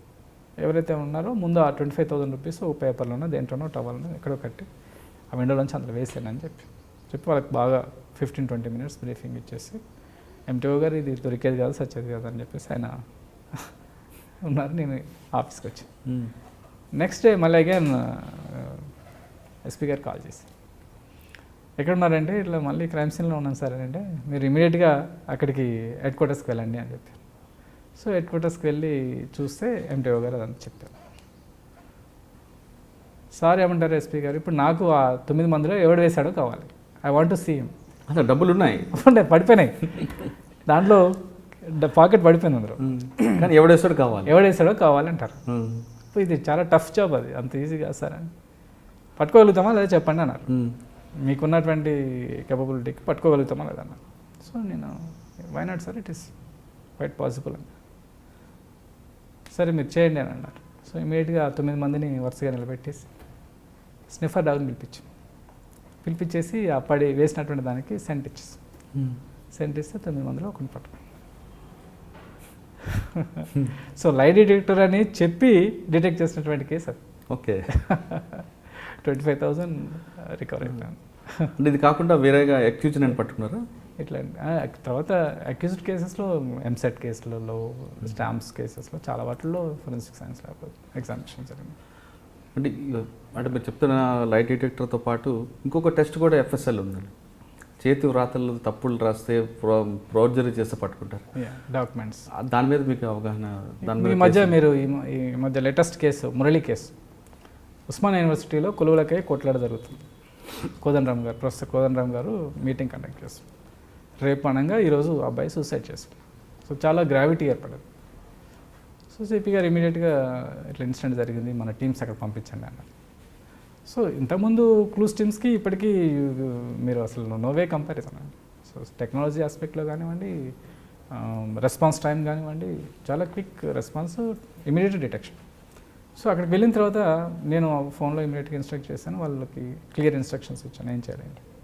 వెళ్ళి చూస్తే అబ్బాయి టాయిలెట్లో ఒక గోడకి మొల కొట్టేసి షూ లేస్ ఉంటాయి కదా, so green colour and yellow colour shoe రెండింటిని కట్టుకొని ఆ లూప్లో మెడ పెట్టుకొని హ్యాంగ్ చేసుకున్నాడు. సో హ్యాంగ్ చేసుకున్నటువంటి దాంట్లో లోపల అంత క్రౌడ్, లాట్ ఆఫ్ స్టూడెంట్స్. వీళ్ళు ప్రాసెస్ చేయడానికి వచ్చిందనంటే అసలు పీకే పిసికేసి అంత ఉంది. అది ఏదో విధంగా స్టూడెంట్స్ లాగానే మా వాళ్ళు లోపలికి వెళ్ళిపోయి ఆ మొత్తం ప్రాసెస్ చేస్తే మురళి ఉన్నటువంటి రూమ్లో, అతను ఉన్నటువంటి రూమ్లో సెర్చ్ చేస్తే అతని ఐడి కార్డు దొరికింది ఒకటి, కొన్ని నోట్బుక్స్ దొరికింది. ఇక్కడ అతనికి సంబంధించినటువంటి దానంతా కూడా డీటెయిల్స్ చూస్తే అతను విలేజ్ ఏదో దగ్గరలో ఉన్నటువంటి కరీంనగర్ దగ్గర, సో ఇక్కడ సిద్దిపేట దగ్గర. సో ఇక్కడ ఇతను టాయిలెట్లో ఉన్నటువంటి అతన్ని మొత్తం లిగేచర్ మార్క్స్ అవన్నీ కూడా తీసిన తర్వాత అతను పాకెట్లో ఒక సూసైడ్ నోట్. ఆ సూసైడ్ నోటు వాళ్ళ పేరెంట్స్ని అందరినీ రిలేటివ్స్ని పిలిచి చదివి వినిపించినా కానీ స్టూడెంట్స్ మాత్రం కన్విన్స్ కావట్లేదు. ఇది ఎవరో కావాలని మీరే ఎవరో రాసి పెట్టారు ఇందులో అని అక్కడ ఇన్సిడెంట్. సో ఇమీడియట్గా మళ్ళీ సిపి గారు నన్ను అడిగారు ఎలాగా అంటే, దెన్ సూసైడ్ నోట్లో ఉన్నటువంటి హ్యాండ్ రైటింగ్ దాంట్లో కొన్ని ఆల్ఫాబెట్స్ ఉంటాయి. ఈ ఆల్ఫాబెట్స్ అన్నీ కూడా ఫామ్ చేస్తేనే వర్డ్స్తో సెంటెన్సెస్ ఫామ్ అవుతాయి. సో ఇక్కడ ఉన్నటువంటి ఆల్ఫాబెట్స్లో డెకరేటివ్ క్యారెక్టర్ కలిగి ఉన్నటువంటి ఆల్ఫాబెట్ని పికప్ చేస్తాం. ఆయనకి ఎస్ని కొంచెం ఇట్లా తిప్పి రాస్తాడు లాస్ట్లో, అంటే ఒరిజినల్గా. ఓకే.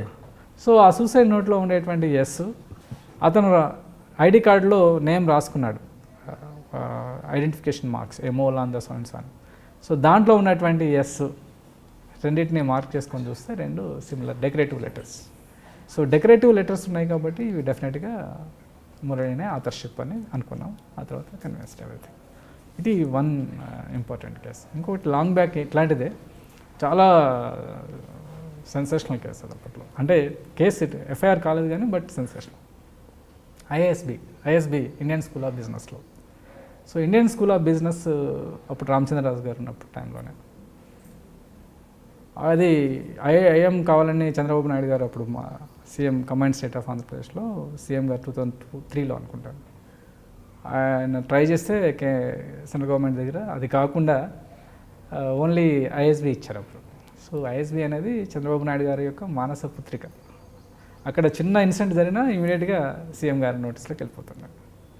సో అట్లాంటి ఐఎస్బిలో ఒక ఏఐజీ గారు వైఫ్ ఎంబీఏ చేస్తున్నటువంటి ఆ క్వార్టర్లో, ఆ సూట్లో వాల్ మీద ఆశిష్ లవ్ రీతు అని రాశారు.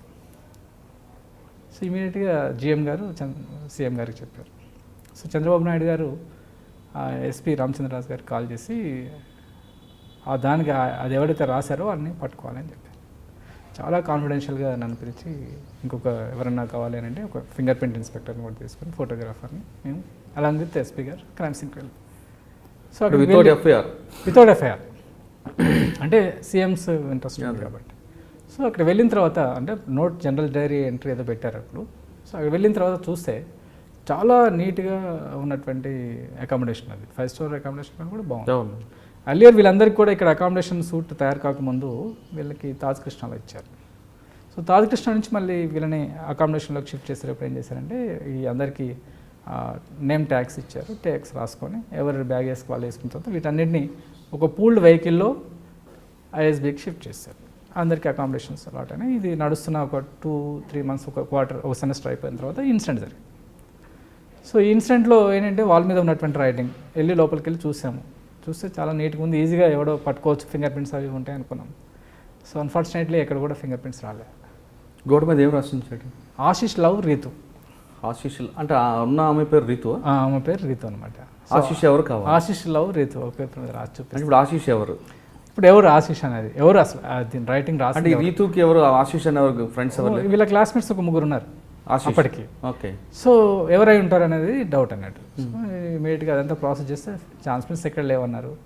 చాలా స్మూత్ సర్ఫేస్ ఉంది, ఉండాలి అనుకుంటే లేవు. అబ్బా ఎలాగా అని చెప్పేసి మళ్ళీ అంతా సెర్చ్ చేస్తూ వస్తే అక్కడ ఒక చిన్న టీపై అంటే వాష్ ఏరియాని కవర్ చేస్తూ ఉన్నటువంటి ఒక వాల్ మీద ఇది రాసిందనమాట హాల్ నుంచి. సో అక్కడ టీపాయ్ మీద ఉన్నటువంటి బాటిల్ చూస్తే టమాటా సాస్ ఉంది. ఇక్కడ ఈ రైటింగ్ కొంచెం జాగ్రత్తగా ఎగ్జామిన్ చేస్తే టమాటా సాస్. చాలా ఎగ్జైటెడ్గా వెళ్ళి రామచంద్రరావు సార్తో, సార్ ఇది టమాటా సాస్తో ఈ రైటింగ్ రాశారు సార్ చెప్పగానే, సో వాట్ నాకు ఎవరు రాశారనేది కావాలి కానీ దేంతో రాశారనేది ఇంపార్టెంట్ కాదన్నారు. అప్పుడు చాలా కష్టమైన పని అయ్యేది అనుకొని మళ్ళీ ఏం చేసామంటే no, right from again entry to operational area and exit, ఇవి ఇంపార్టెంట్ అని చెప్పి మళ్ళీ మొత్తం తరోగా ఆ ఏరియాస్ అన్నీ కూడా సెర్చ్ చేస్తే ఆ బ్యాగేజెస్కి వేసినటువంటి ట్యాగ్స్ 2 కనిపించాయి. చాలా ఉన్నాయి, 2 తీసుకున్నాం చేతిలో. తీసుకుంటే దాని మీద రీతు జైన్ అని రాసి, సో రీతు జైన్ అని రాసినటువంటి ట్యాగ్స్ 2 తీసుకొని వచ్చి ఎస్పీ గారితో, ఈ ట్యాగ్స్ ఎవరైతే రాశారో అతనే ఈ గోడ మీద రాశారు సార్ అని చెప్పాను. అదేలాగా ఎలా చెప్పగలుగుతున్నారండి అని. సో దాంట్లో ఏంటంటే ఈ గోడ మీద రాసినన్ని కూడా క్యాపిటల్ లెటర్స్ రాస్తారు. అన్ని క్యాపిటల్ లెటర్స్ రాస్తూ TU రీతు RITU, టీని యు ఇట్లా కలిపి రాశారు. ఓహో. టీ రాసి ఇది టీ, ఈ ఎడ్జ్ని యూ స్మాల్ లెటర్ రాశారు. 2 కలిపినాయి. సో ఈ పర్టికులర్ ఆథర్కి ఆల్ క్యాపిటల్ లెటర్స్ రాస్తూ యూని స్మాల్ లెటర్ రాసేటువంటి హ్యాబిట్ ఉంది. Number 1 first phenomena, first characteristic feature. The second thing, ఇదే ఆథర్కి అన్ని ఆల్ఫాబెట్స్ ఇవన్నీ రాసేటువంటి వేరెవర్ TU కాంబినేషన్ వస్తుందో రెండింటిని కలిపి రాసేటువంటి హ్యాబిట్. టీని క్యాపిటల్గా, యూని స్మాల్గా, ఈ 2 పెక్యులర్ క్యారెక్టర్స్. కాబట్టి ఆ ట్యాగ్స్ ఎవరైతే రాసినటువంటి వ్యక్తి ఎవరుతున్నారో అతనే ట్యాగ్ మీద కూడా సేమ్ గోడ మీద ఏదైతే ఉందో same writing, same TU combination ఎట్లయితే ఉందో అదే మనకి దాంట్లో కూడా కనిపిస్తుంది. సో ఆథర్ కూడా అదే అని చెప్పాం. సో అందులో ఆ క్యాండిడేట్ AIG గారి వైఫ్, ఈయన ఎస్పీ గారు అక్కడి నుంచి ప్రెజర్స్ అవి చాలా ఇది ఉన్నాయి.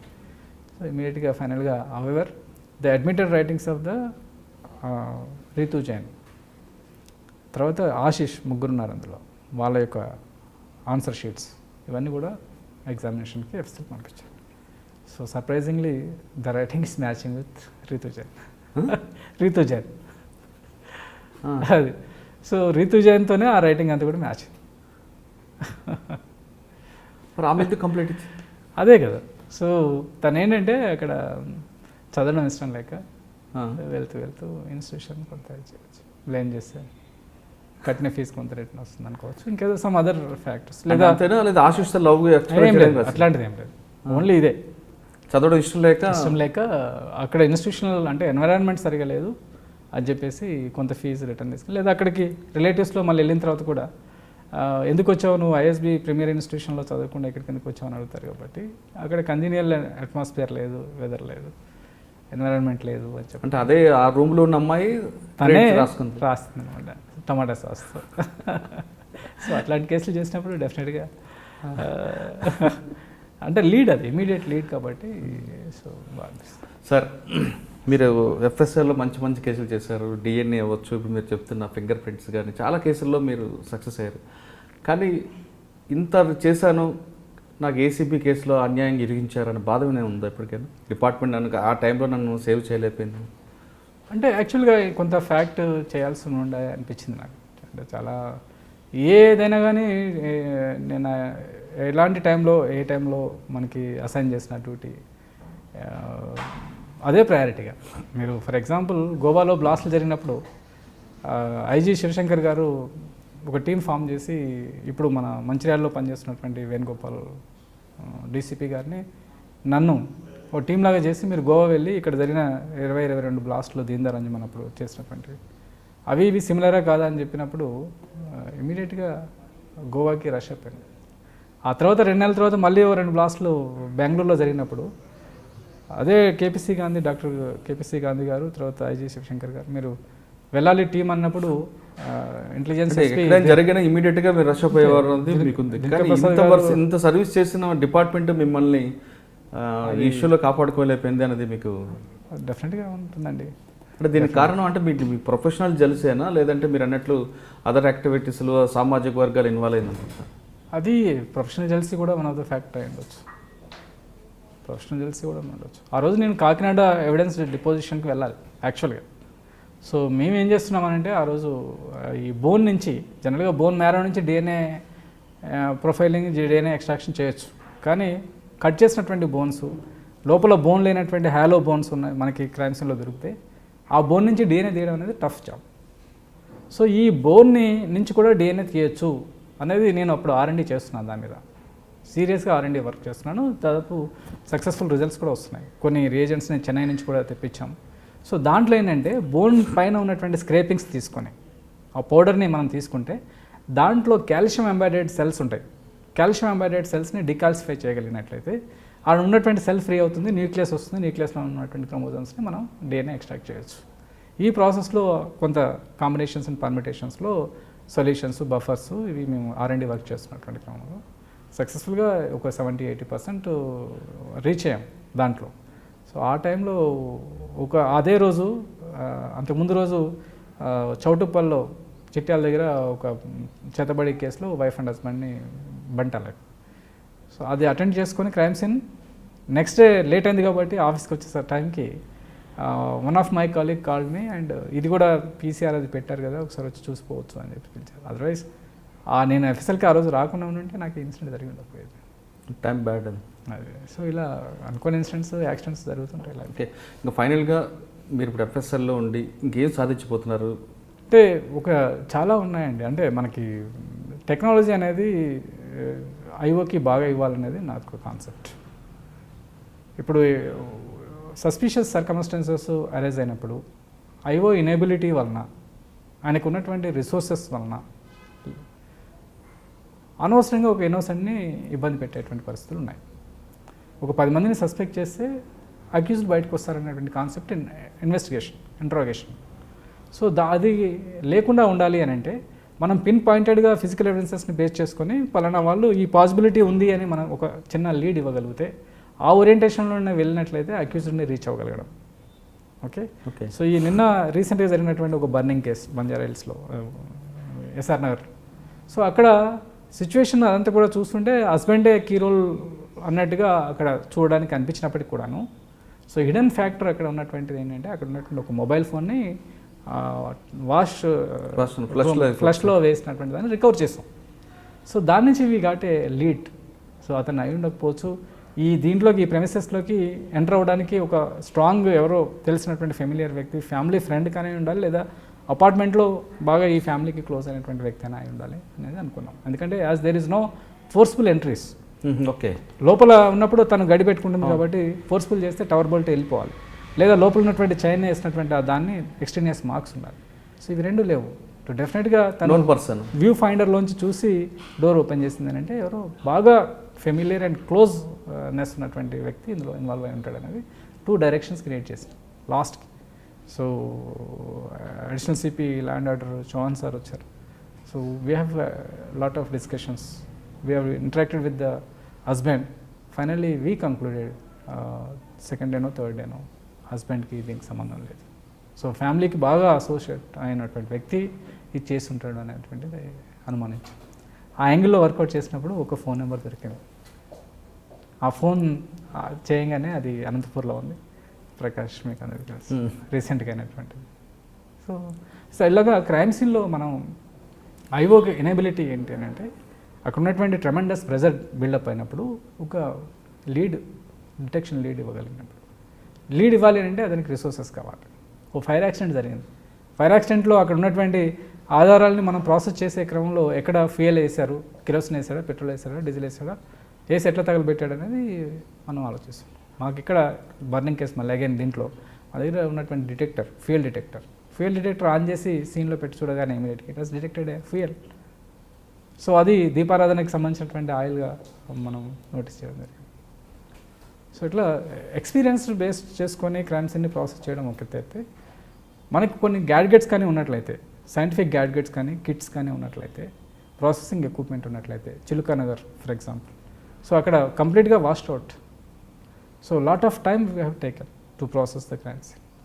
సో ఆఫ్టర్ 4-5 hours తర్వాత we could recover small stain from the grooves of the cement flooring.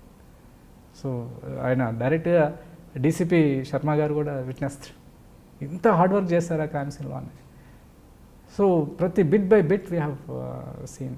మనకి ఇంపోర్టెడ్ రియేజెంట్ ల్యూమినాల్ తీసుకొని కంప్లీట్ ఏరియాని, అక్కడ అది మెకానిజం అది డిఫరెంట్, ఫ్లోరసెన్స్ అండ్ కెమిలిమినిసెన్స్.